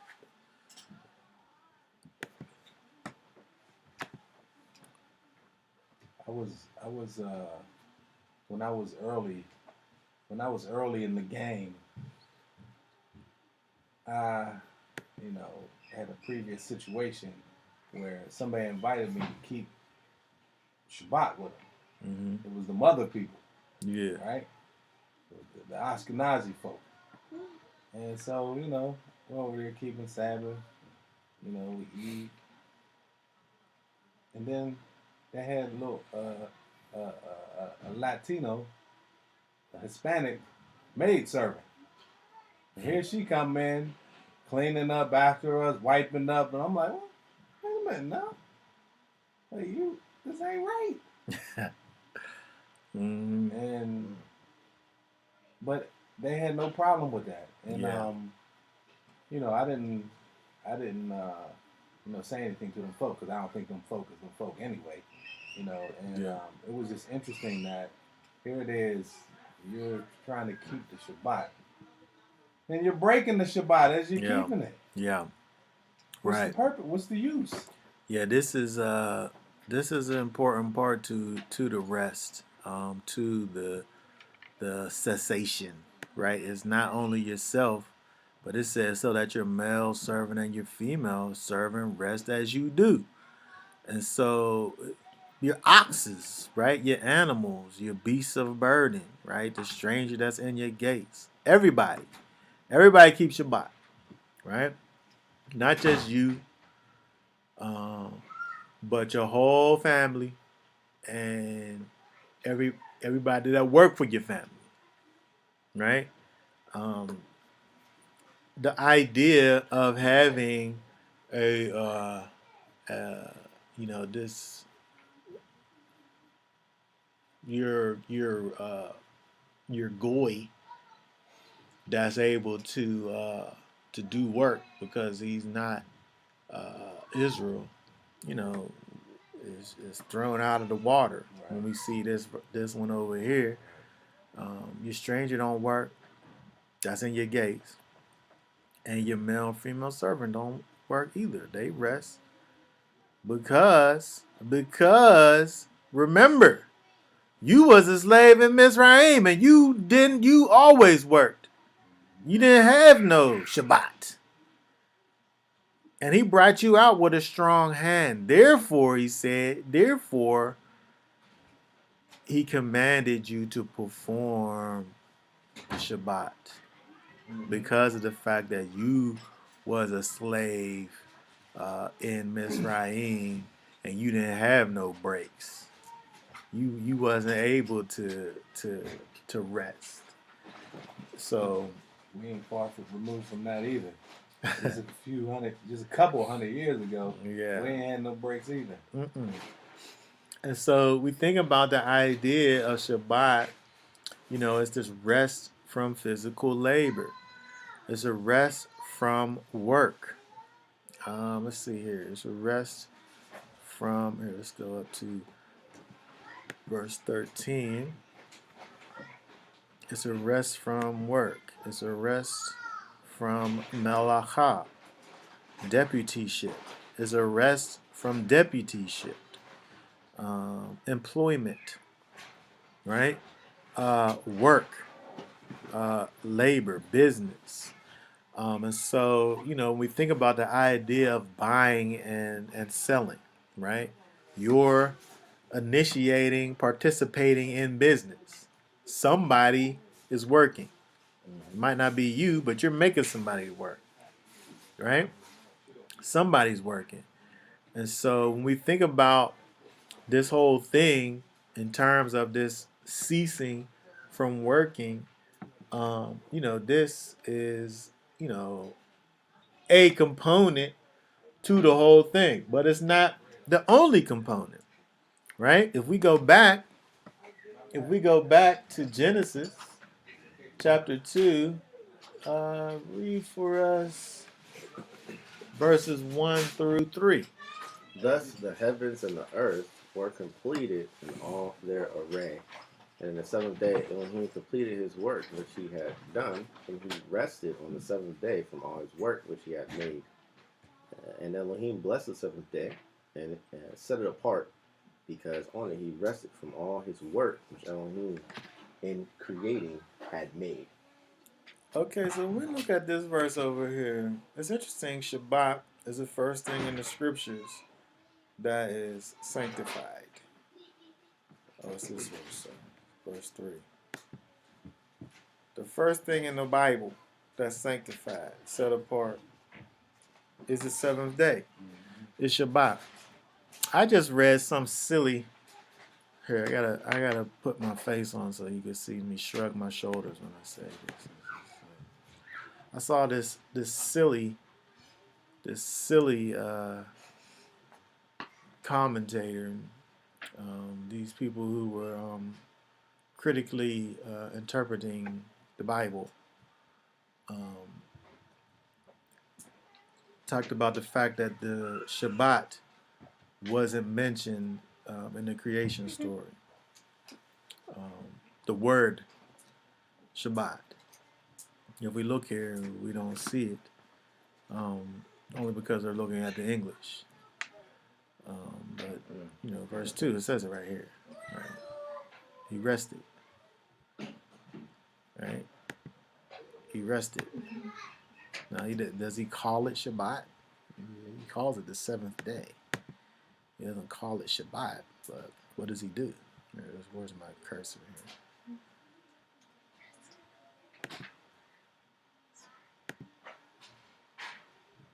here? He Shabbated. Right? Yeah. These people. That's why when you can't listen to people who talk to you about the Bible who don't have the Ruach. Oh yeah. When you get into this idea of critical interpretation, and things are just it's not spiritual, right? And so they don't understand these things. Another thing people talk about, it simply means set apart.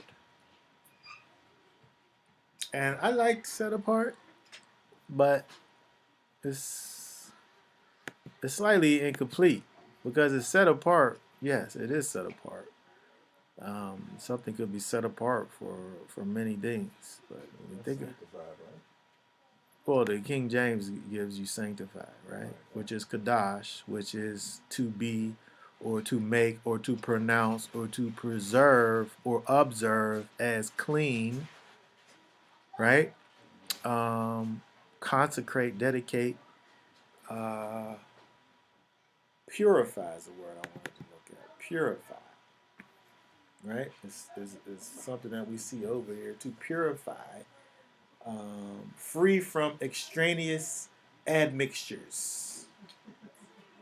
Free from extraneous admixtures. That's what purify is, right? If I have something that's pure, I don't have extra additives and things in my situation. Yesterday we had some homemade oatmeal cream pies, and them things was purified. And we knew that they was purified because we also had some Little Debbie ones to compare. And when we looked at the ingredients of the Little Debbie snacks, there's all kinds of things inside of those Little Debbie snacks. Chocolate and yellow 5 and all types of things that's in there. Why though? Why? we had the consecrated, set apart oatmeal cream pies. That was delicious. But the difference is that they was free from extraneous admixture, right? It was purified, free from pollution, free from whatever renders unclean and unfit for sacred services. And so when we think about the idea of Shabbat, not only is it a day that you're not supposed to work, but it's also a day that's set apart for holy purposes. Right? It's a holy time. Right? It's a purified time. Uh Isaiah 58.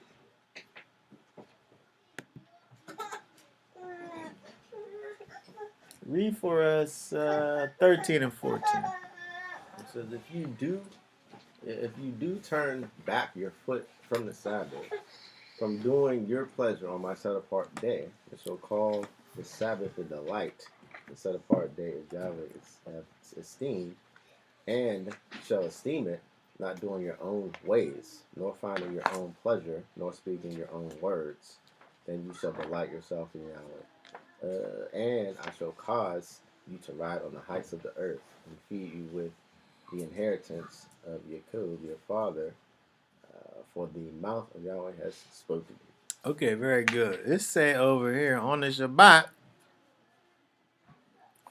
it said turn your foot from doing your own pleasure on my set apart, my Kadash day, my holy day, my day that was set apart for holiness. You not supposed to be doing your own pleasure that's outside of holiness.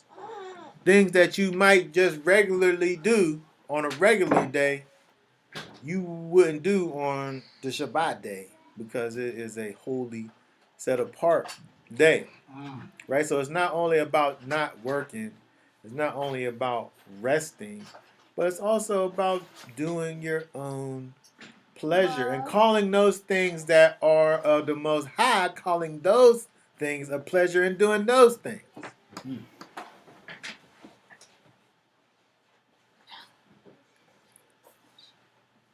Not doing your own ways, nor finding your own pleasure, nor speaking your own words.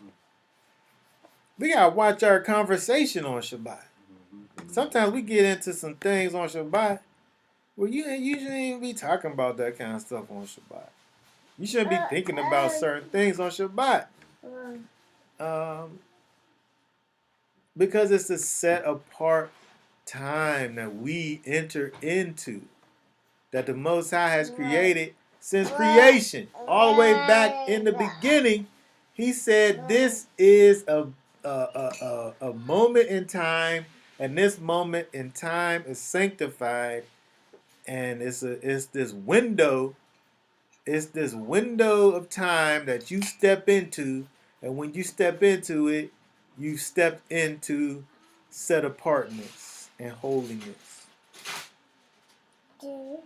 From the time that it begins until the time that it ends. Not just you, but everybody who is connected to you. I'm saying as a man in your house. So you can't have Shabbat and your kids is breaking Shabbat. Because it's saying you and your son and your wife and your maid servants and all that. And so you get these older kids and they start doing what sometimes older kids do. These is violations for the children not to be following along with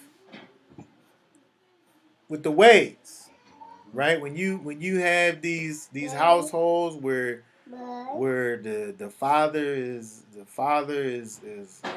living for the Most High, but the wife ain't, he in violation. because this whole situation is in disarray. And he said over here, he said, you don't work, your son don't work, your daughter don't work. Hold on, wait a second.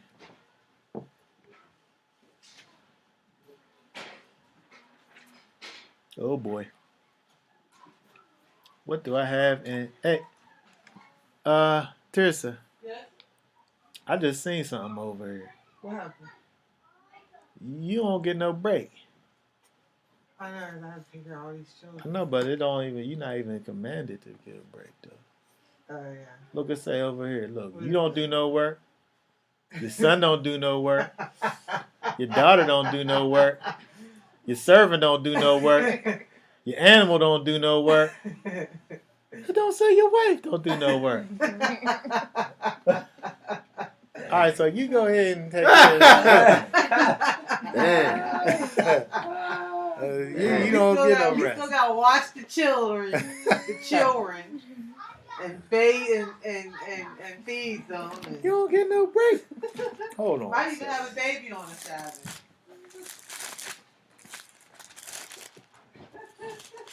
That's sad for you.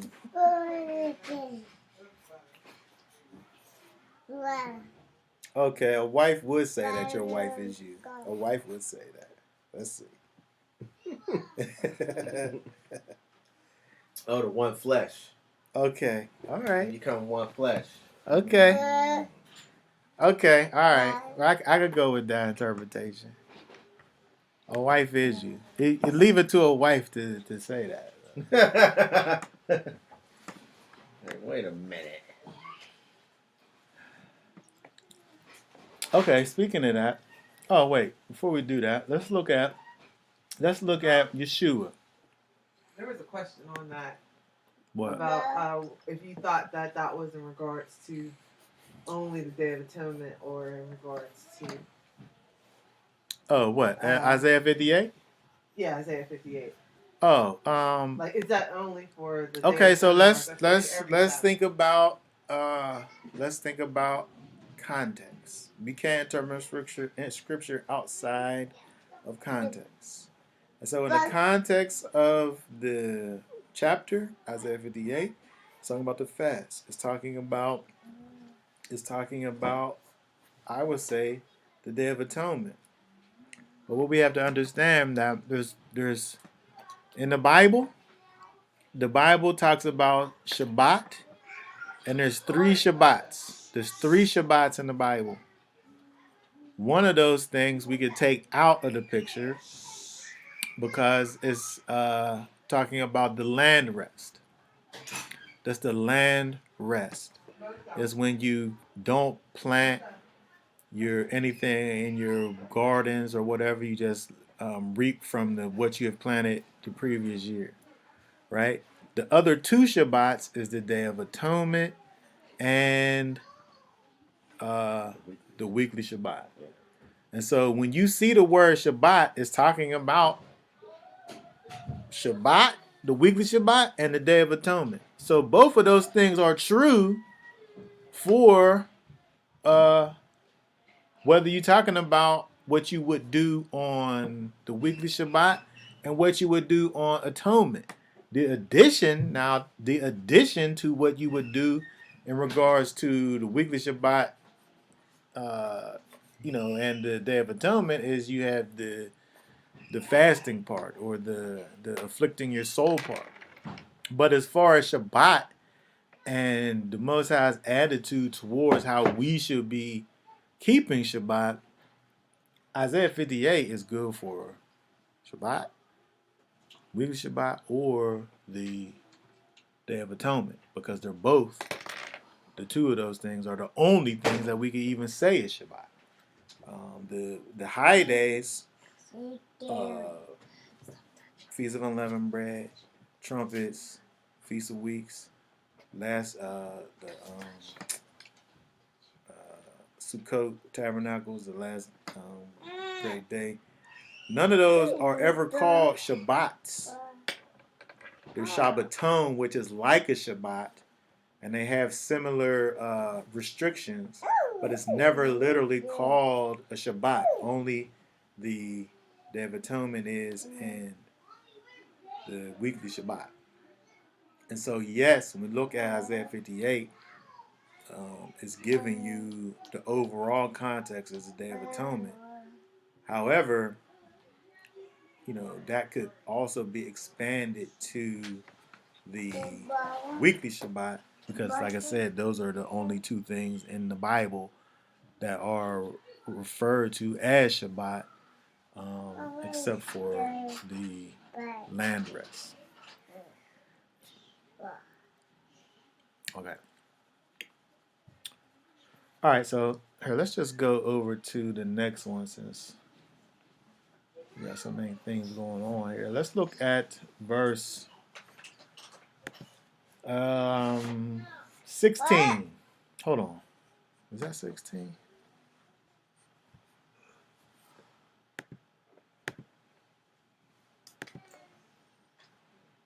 Whoops.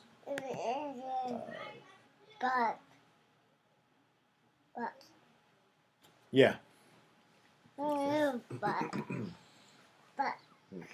Right to 16, right? Yep. Okay. Respect your father and your mother as Yahweh Elohim has commanded you, so that your days are prolonged, and so that it is well with you on the soil which Yahweh Elohim has given you. All right. Respect your father and mother. Honor your father and mother. This word here, chabad,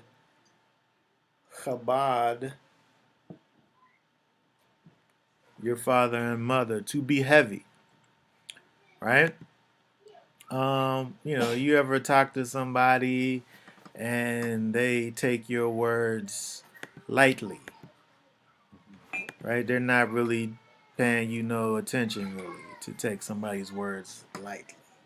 But when you take their words heavily, right? When there's weight to those words, right? That's what we're dealing when we think about this idea of kabod, to be heavy, is dense, it's substantial.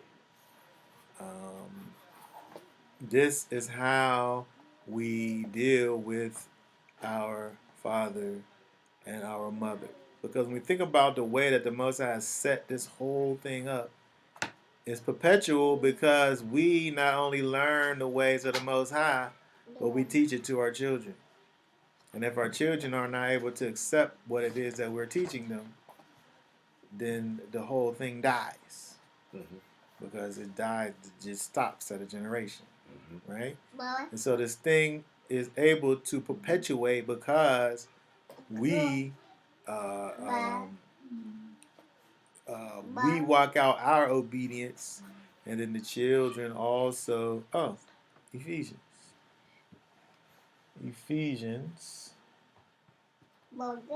chapter 6, verse 1 through 3.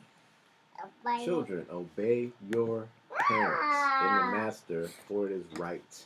Obey, yes. Respect your father and mother, which is the first command with promise, in order that it might be well with you and you might live long on the earth. You hear that, Jacob?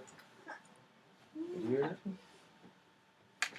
Oh, you ain't listening. See, that's what I'm saying, man. Go ahead. It's interesting. It's interesting. We outside of the times,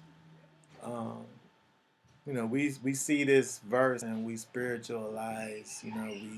We keep the commands of the Most High. It will cause our life to be full, and our quality of life will be good, right? In order that it might be well with you, right? But disobedient children under the Torah were no more. Yeah. Oh, yeah. When your child got to a place where he was not able to be on track, then he was taken out of here. His life was cut short. There was no thugs running around. Mm-mm. That's the end result of this not happening. Exactly. You have these wayward children who are now growing up, unfiltered, unshamed, just wilding. Yeah. They shouldn't be here. Yeah. But When we think I'm of not saying, yeah.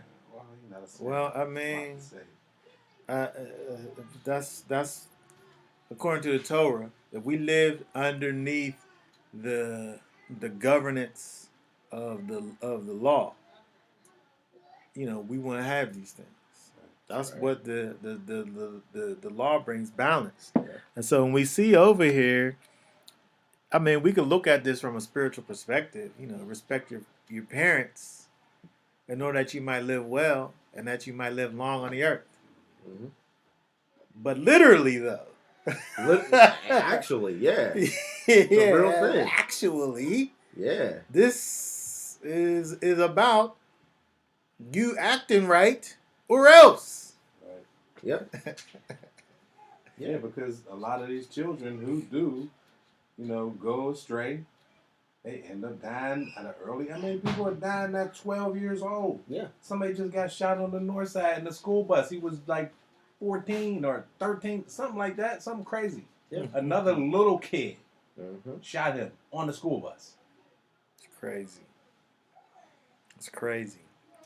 And so when we think about the idea of living according to the laws, statutes, and commands of the Most High, it's about operating in a state of balance where we have checks and balances.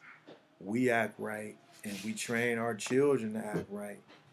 And if you got a whole nation of people that's doing the same thing, you don't have these things. Right? And so when we think about the state that we're in currently, in this place of exile, and in this state where the people are not connected to the Most High, it shows. We're able to see that, that we are, as a whole, a people that's disconnected from the life source, because you got these people that are walking around that are spiritually dead.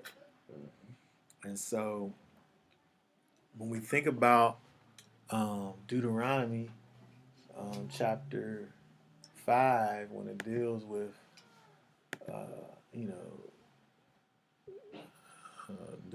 the idea of honoring your father and mother, it helps us to see also that what we have up here, this comment here was very good for us in this part of the situation. The idea that your wife is you, because when we think about, let's go back to Genesis. Go back to Genesis, Bereshit. Because again, we think about the commandments as being this idea of half of it being how to love the Most High, and the other half how to love man. We think about our parents as children being raised.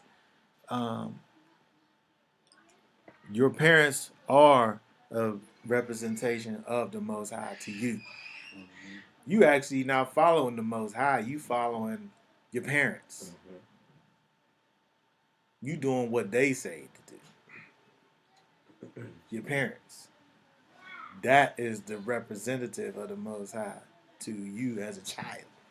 But when we look over in Genesis, read Genesis 2 and 7. It says, and Yahweh Elohim formed the man from the dust, out of the dust from the ground, and breathed into his nostrils breath of life, and the man became a living being. Okay, so Genesis 2 and 7, the man is created. The man is created. He's living his life. He's in the garden. He's out here. He's naming animals. He's going and he's checking out all of the creation that the Most High has made, until he finds out all these animals, they got stuff that I don't got. They have a counterpart they have somebody that's with them, right? Sidebar. Did you hear about the Jewish rabbi who's claiming that Adam knew the animals? No, Yes. no, I didn't. These people are crazy. Crazy. You gotta have the Ruach Hakodesh to understand the Bible. You could never come up with something like that from the unctioning of the Spirit, Crazy. the Spirit of the Most High. That's blasphemy. I gotta put that out the end. The Spirit, not the Spirit, but the Spirit of the Most High. Yeah. This Some is other crazy. kinds of spirits could cause you to think that. But again, when you look at these people who intellectually look at the Bible, not from a spiritual perspective, but kind of intellectually, you could come up with it then. Yeah. Well, Because it's all in your mind. I think these, part of their oral traditions. These are like Spirit of blasphemy. I mean, these aren't things that these aren't those things. That's just some old straight wickedness. I also wanted to add real quick because today's you go to school and they're gonna take you back millions of years and tell you that people started in caves and we evolved from monkeys and we had to learn what fire. This proves that the Most High gave man intelligence out the gate. Right. He was created knowing stuff. Right. Yeah, being able to name the stuff. Yeah, when you look at verse 20, read verse 20. Right? Verse 20. So the man gave names to all livestock and to the birds of the heavens and to every beast of the field. But for the man, there was not found a helper for him as his counterpart. So when you think about the idea of naming a thing exemplifies your power over the thing. Mm-hmm.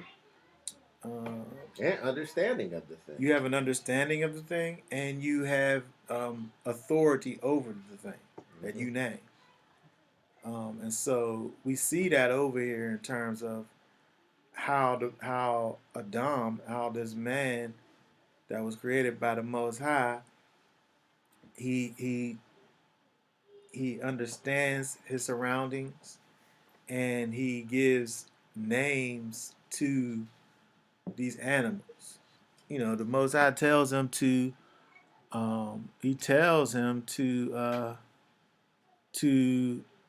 guard. He said, took the man and put him in a garden to work it and to guard it. Right, his responsibility was the land and that which was in it, and so we're able to see that over there with him in terms of naming the animals. The idea that these people don't believe in the Most High, and that's what causes them to come up with these ideas. Right. There was people who lived in the caves. Yeah. But that's not where our origin story comes from. Right. Yeah. Millions of years. You can find fossils, I guess, of people that looked a certain kind of way, but all people didn't look that way. Right. That's just somebody that you found. It's like the homeless. Like you take a businessman out the place today and take the lowest homeless man from the same time period, be like, "That's where you started from." Like, start from. But there was somebody else living. Yeah, other places. Much better. Yeah. Yeah, because Adam wasn't the only man. Like, there was other people created too. Adam was the only one given the knowledge. Well, over here, these people are the first people, and then we see other people around because when we look over here. Here, read 21 and 22.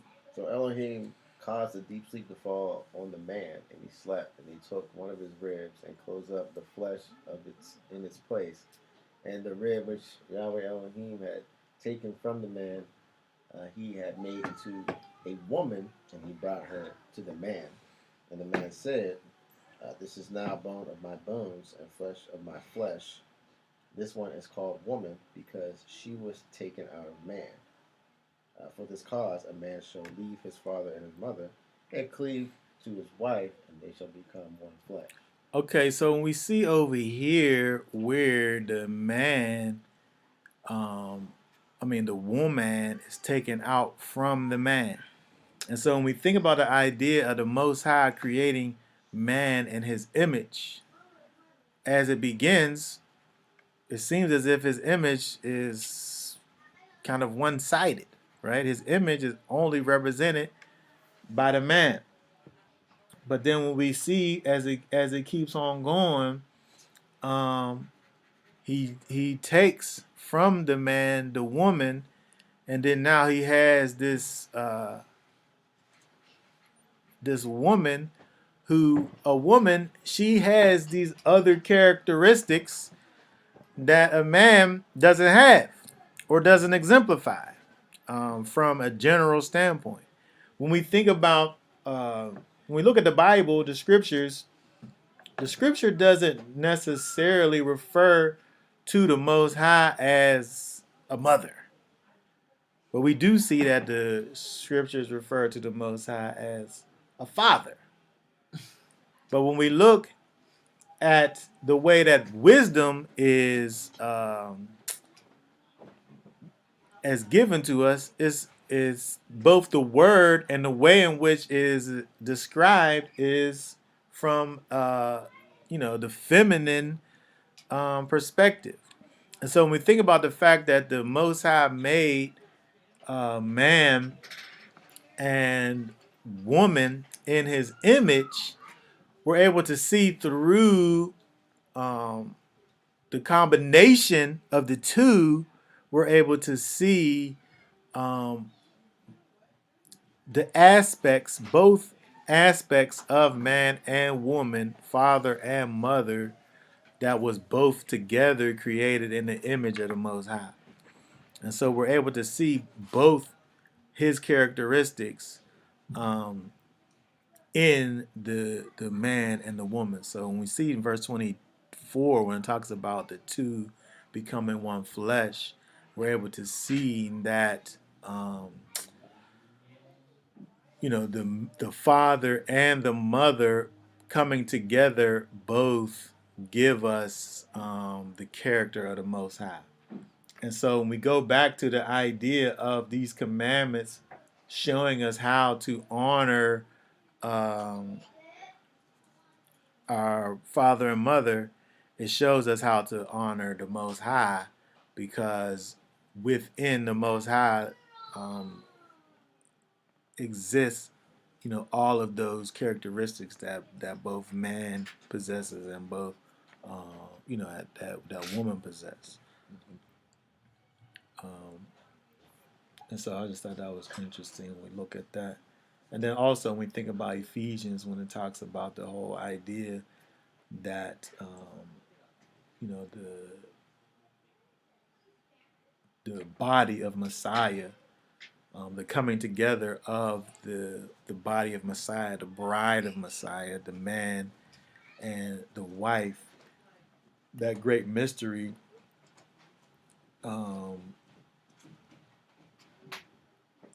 that it talks about in Ephesians chapter 5. When we understand a man and a woman coming together, we're able to understand the way that Messiah is with his bride, the perfect picture of the man and the woman coming together again.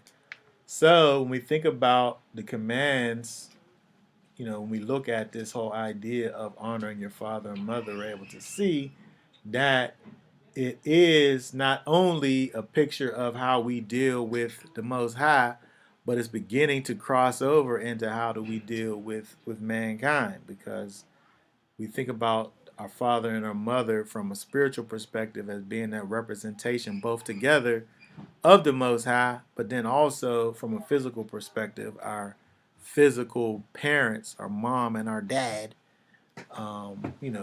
the first humans that we interact with. Somebody commented in there. parents in the master. I mean, hopefully, because I was just explaining to my children last night at Shabbat, we was at the table, and explaining them why we always do this, but explaining why they want to listen to us and what we had to learn and what we weren't taught and what we're trying to teach them.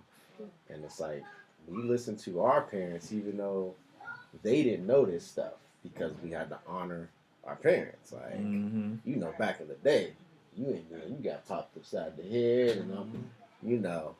Now we try to be different. We don't try to beat them over the head with stuff and slow down and talk to them and explain so they get it.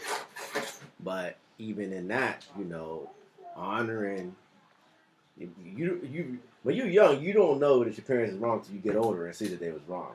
You know what I'm saying? You don't know. But either way, you still need to honor them and listen because they got authority over you. You know what I'm saying? So, and it's not even for you as a child to even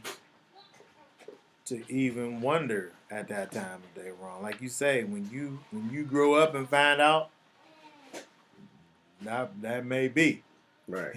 But as a child, you know, your place is to do what your parents say for you to do. Yep.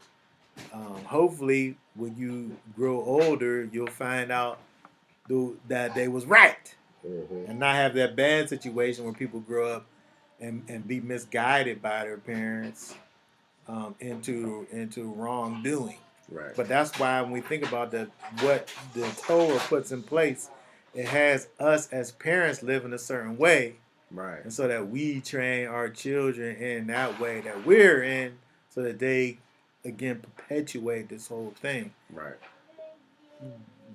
One way or another, that child is going to grow up and learn righteousness, or he's going to grow up and learn wickedness. Either way, he's going to follow in the steps of his parents.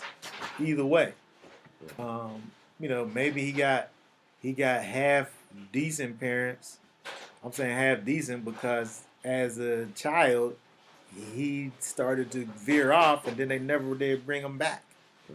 And so I'm saying half decent where maybe they thought to know what was right, but they never really instilled it properly in the child, which is bad for the child. Right.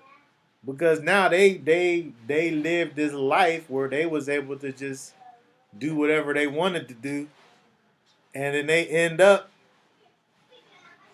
just that, doing whatever they wanted to do. Where we as you know, parents over our children, the Most High has instructed for us to raise up our children and cause them to do those things which are right. And so, you know, we not out here making suggestions to these kids. Oh, baby, why don't you just listen to mommy and daddy? Just do this or do that. We're supposed to be out here jabbing these kids, poking them. Right? When it talks about that in the next chapter, chapter 6, it don't talk about, oh baby, just do what mommy says. When it say in Deuteronomy 6 and 7, and thou shalt teach them diligently the laws which you're teaching them diligently, you prodding them, you poking them, you giving them that word, you putting it in them, you putting the jab in them. You keeping them on the path. You keeping them on the path. They start to veer off, and you come from the outside and poke them so they get back in. Back in that path, And so this thing is not about. It's not the world try to get us to sit up here and bow to the will of these kids. Yeah. But we don't live our life around these kids and what it is that they think in their little minds, their little undeveloped minds, and what they think is supposed to be. those kids listen to what mommy and daddy say. That's what they do. That's what, or else. Or else they get the rod of correction Right behind on their backsides. you. No, he didn't. Right? And so Or that belt. Did he bring it out? Go ahead, my bad. all that. Correction. Right? Is that because they need to be prodded because they don't know. They don't. don't know any better, and people, they need to be taught. And so, But the world would have us to think that that's us abusing our children to, if they say they want to do something or be something or whatever, and we're like, no, that's not going to happen. And now I know my baby grew up and he just loved to put on dresses, and I just let him do whatever he wanted to do. That's how I loved him. I let him express himself by putting on dresses because that's what he wanted to do. That right there is abuse. Yeah. That's abuse. Yeah. You ain't telling them how the world's supposed to work. This is a woman's clothes. You're a young man. Wear young man things. It's that simple. It's so confusing out here now. It's so confusing. Well, you know, the author of confusion Oh my goodness. is out here. Oh my Yeah. goodness. Oh my goodness. Wow. Satan out here. Mm-mm-mm. All these wicked ideas. That's Wicked. what Satan throwing out. Yep. And he planting them. Yeah. He funding it. Yeah. Satan actually funds it. Everywhere you Crazy. turn in the media. All right. Okay, let's see. What do we got here? Oh, we only halfway done? It's all right. All right, so let's look at 17. 17. You do not murder. You do not commit adultery. You do Well, not, just I'll 17. just stop my. Right, yeah. So murder, right? So murder. If we look at murder, let's go over to Bereshit. Oh, you going to Canada? I was gonna do that. Read for us 9:1-7. Okay. And Elohim blessed Noah and his sons and said to them, be fruitful and increase and fill the earth. And the fear of you and the dread of you is on every beast of the earth and every bird of the heavens, on all that creeps on the ground and on all the fish of the sea. Into your hand they have been given. Every creeping creature that lives is food for you. I have given you all as I gave the green plants. But do not eat flesh with its life, its blood. But only your blood for your lives I require. From the hand of every beast I require it, and from the hand of man. From the hand of every man's brother I require the life of man. Whoever sheds man's blood, by man his blood is shed, for the image of Elohim has he made man. As for you, being fruitful and increase, bring forth teemingly in the earth and increase in it.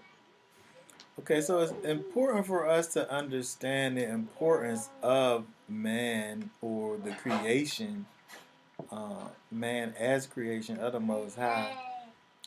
You know, when we think about the idea of murder, right? Thou shalt not murder, kill, right? To dash in pieces.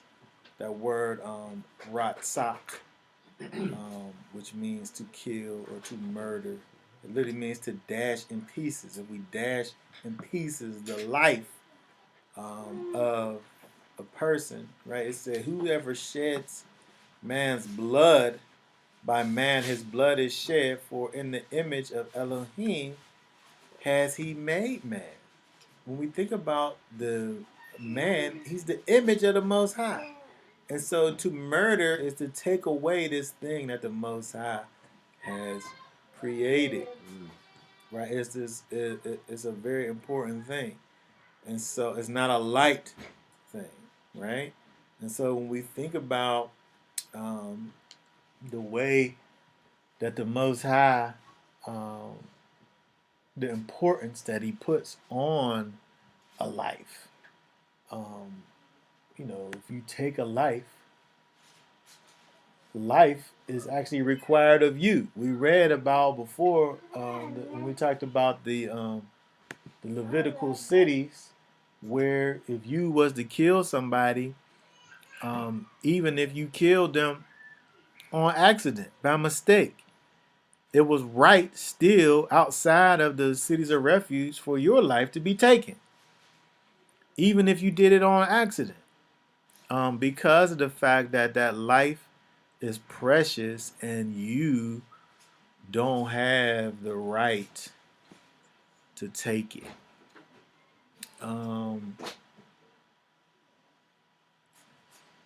Look at I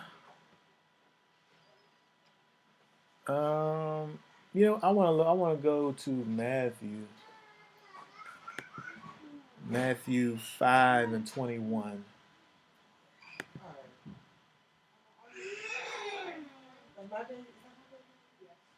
21 and 22. 21, right? Okay.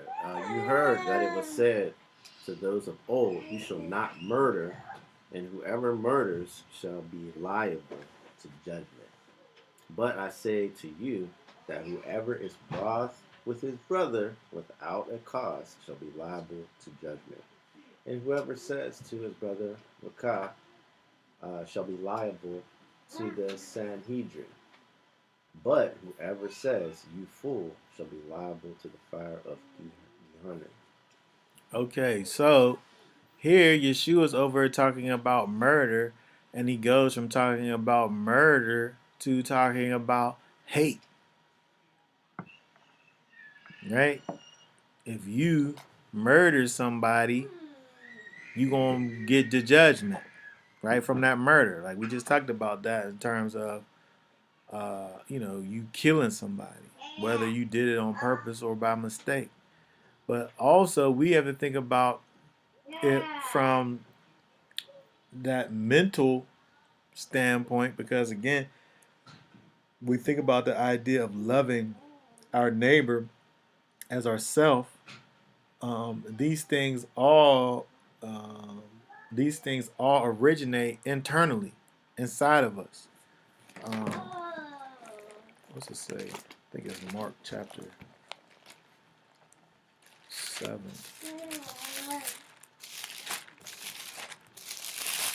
These things all originate internally, and so that hatred come first before I kill you. Mm-hmm. I hated you first.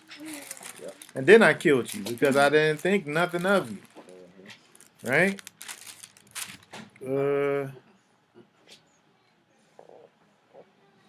I went to Matthew. I'm supposed to be on Mark.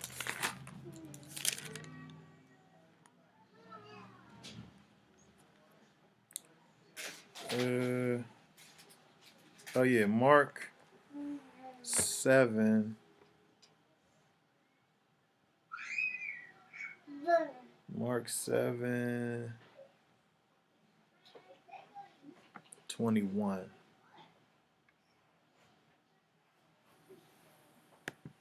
Mark 7. Start reading at 21. For from within, out of the heart of men, proceed evil reasonings, adulteries, whorings, murders, thefts, greedy desires, wickedness, deceit, indecency, and an evil eye, blasphemy, pride, foolishness. All these wicked matters come from within and defile a man. These things over here, this might as well be the second part of the Ten Commandments over here. You got murders, you got adulteries, you got thieving, you got greedy desires or coveting, uh, deceit. Deceit would be involved in false witnessing. You got the whole last five right over there. And so, but all of these things come from within. And Yeshua tried to help us to understand over there in Matthew that, yeah, if you go and and you murder somebody, yeah, you're going to receive the judgment. But if you hate somebody, you're going to also receive the judgment. Because that's really, again, that's just a prerequisite to murder. Yep. On the inside. All right, let's keep on going. Let's look at 18. You do not commit adultery. Adultery. When we think about adultery, we talking about, the idea of illicit, intimate behavior with someone who doesn't belong to you. A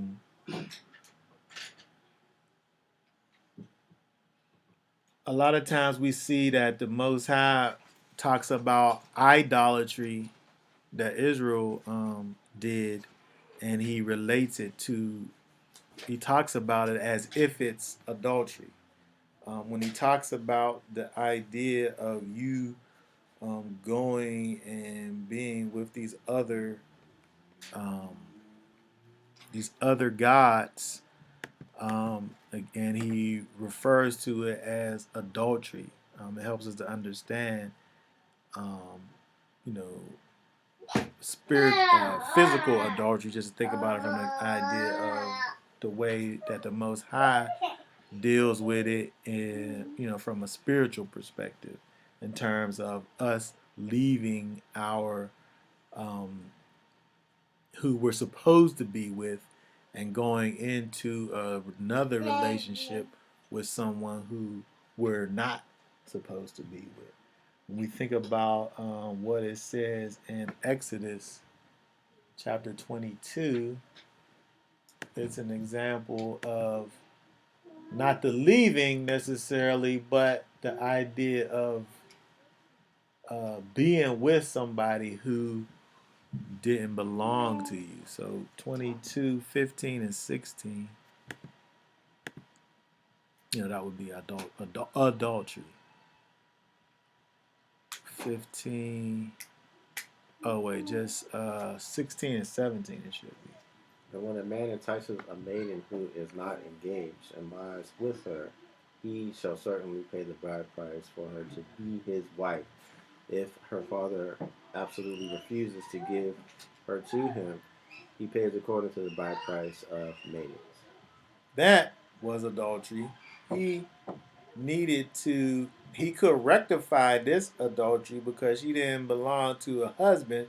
She belonged, of course, to her father, but she didn't belong to a husband. So she could be given now to this man if he paid the price. But if the father was like, nah, you didn't go about this right, he still had to pay the price. So we see both places, either he is given to the person or is not given to the person, he still owes this price. So he still entered into this situation where he wasn't supposed to be in, and so there was a price then to pay.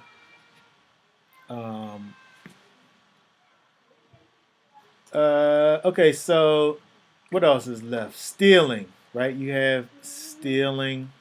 Of course, either when you deal with stealing, adultery, false witness, is all of those things come from, I think, murder, all come from what's the last one, which is coveting.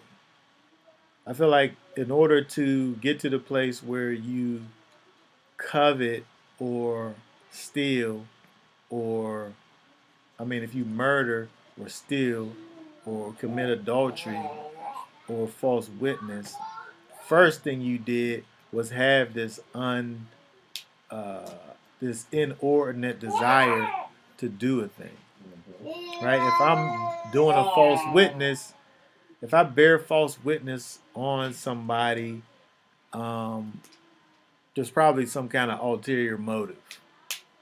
I'm doing it to protect myself. I'm doing it to protect somebody else per se. There's some kind of reason why I'm doing it. I don't want to get in trouble. I don't want somebody else to get in trouble. Um, I have some type of ulterior motive. I have some type of inordinate desire to put myself um, over top of righteousness. Right? My needs become more important than walking in righteousness. And so, that would be an example of coveting. I feel like you covet and murder if you murder somebody. My life is more important than your life. I'll take your life, and it don't belong to me. It don't belong to me in order to take it. I'll take your wife if I want her. Right? You're indulging in things that are not supposed to be accessible to you, but you take them anyway. Stealing is the same thing. That's yours or somebody's, but I want it. But you had to want it first before you took it. You had to somehow in your mind feel that your desire to have the thing was more important than the person's desire to sell it and make money for it. I've been on, a lot of jobs in my life and lost tools. I'm I'm thinking now of my hammer. That was my favorite hammer. I enjoyed it thoroughly. I know I left it somewhere. Yeah. I knew where I left it at. Mm-hmm. When I went back to that place, somebody wanted that hammer more than I did. Yeah. But it was mine though. So they took it. Mm-hmm. So first they wanted it, and then they stole it. I'm saying that they stole it because, again, I knew where I left it. Mm-hmm. And it wasn't there anymore. So somebody coveted against my hammer. They knew it wasn't theirs. Mm-hmm. It has my initials in it. I engraved my initials in it. Somebody doing work with your initials. Yeah, right now. They beating some nails in right now with my stuff. Mm-hmm. They breaking the Shabbat. They coveted my hammer and they stole it. Right now. But I'm saying all that just to say that coveting is this overarching thing that touches all of these things. Right. Where you covet it first before you stole, before you bear false witness, before you committed adultery, before you murdered. And so, it just, when we look at these commands that the Most High has given us to deal with one another, to show us how to love the Most High, to show us how to love our neighbor as ourselves. We have to think about our neighbor as ourselves and how we would want for somebody to treat us. You think that that which is yours is safe just for the simple fact that it's yours. But somebody came around and decided that the things that was inside of my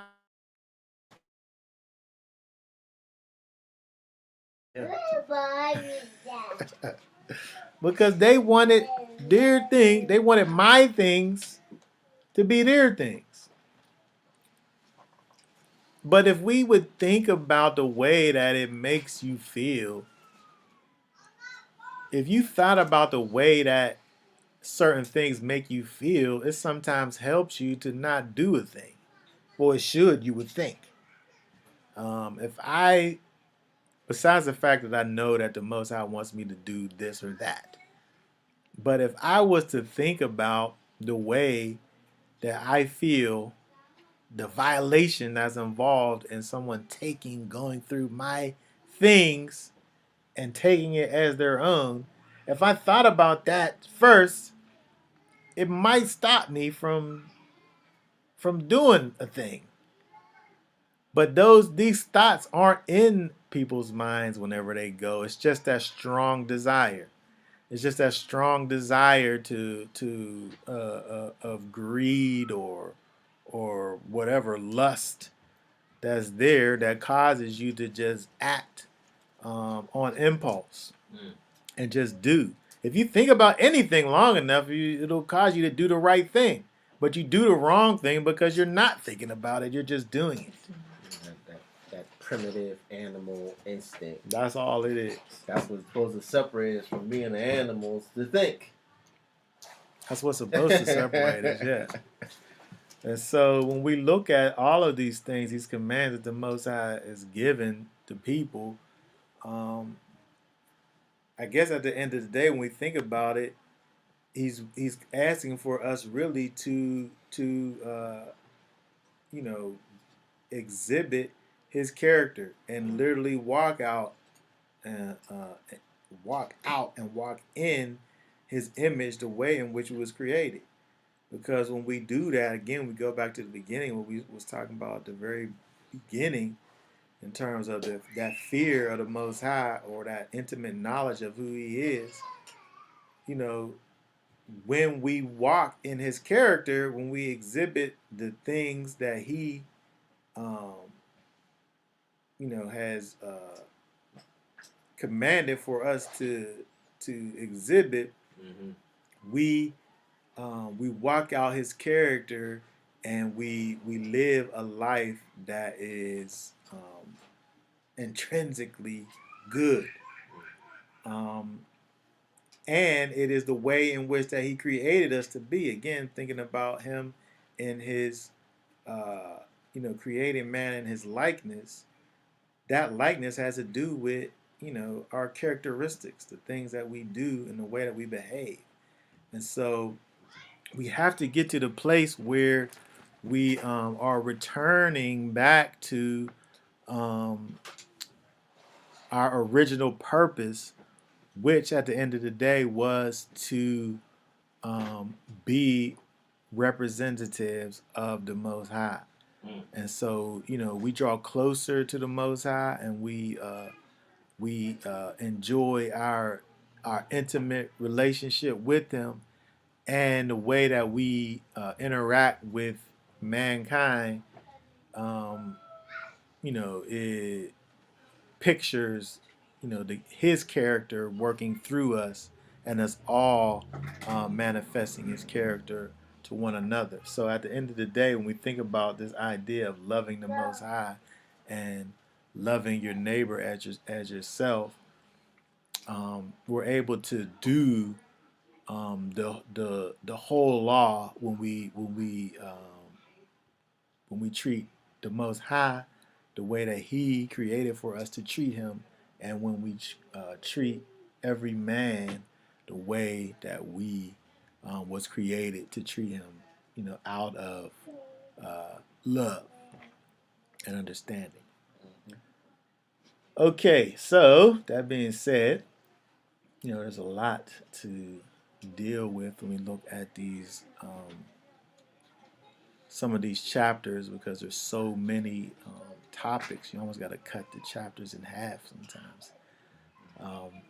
Okay, but if we don't have any other last questions or comments, we'll go ahead and be done for now.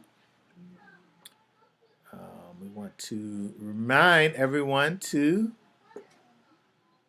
like the channel, like the video, subscribe to the channel, put some comments down there in the comments section, hit the bell notification so that you can get updates we put our latest videos out. And I want everybody to have a blessed rest of the Shabbat and wonderful week going forward.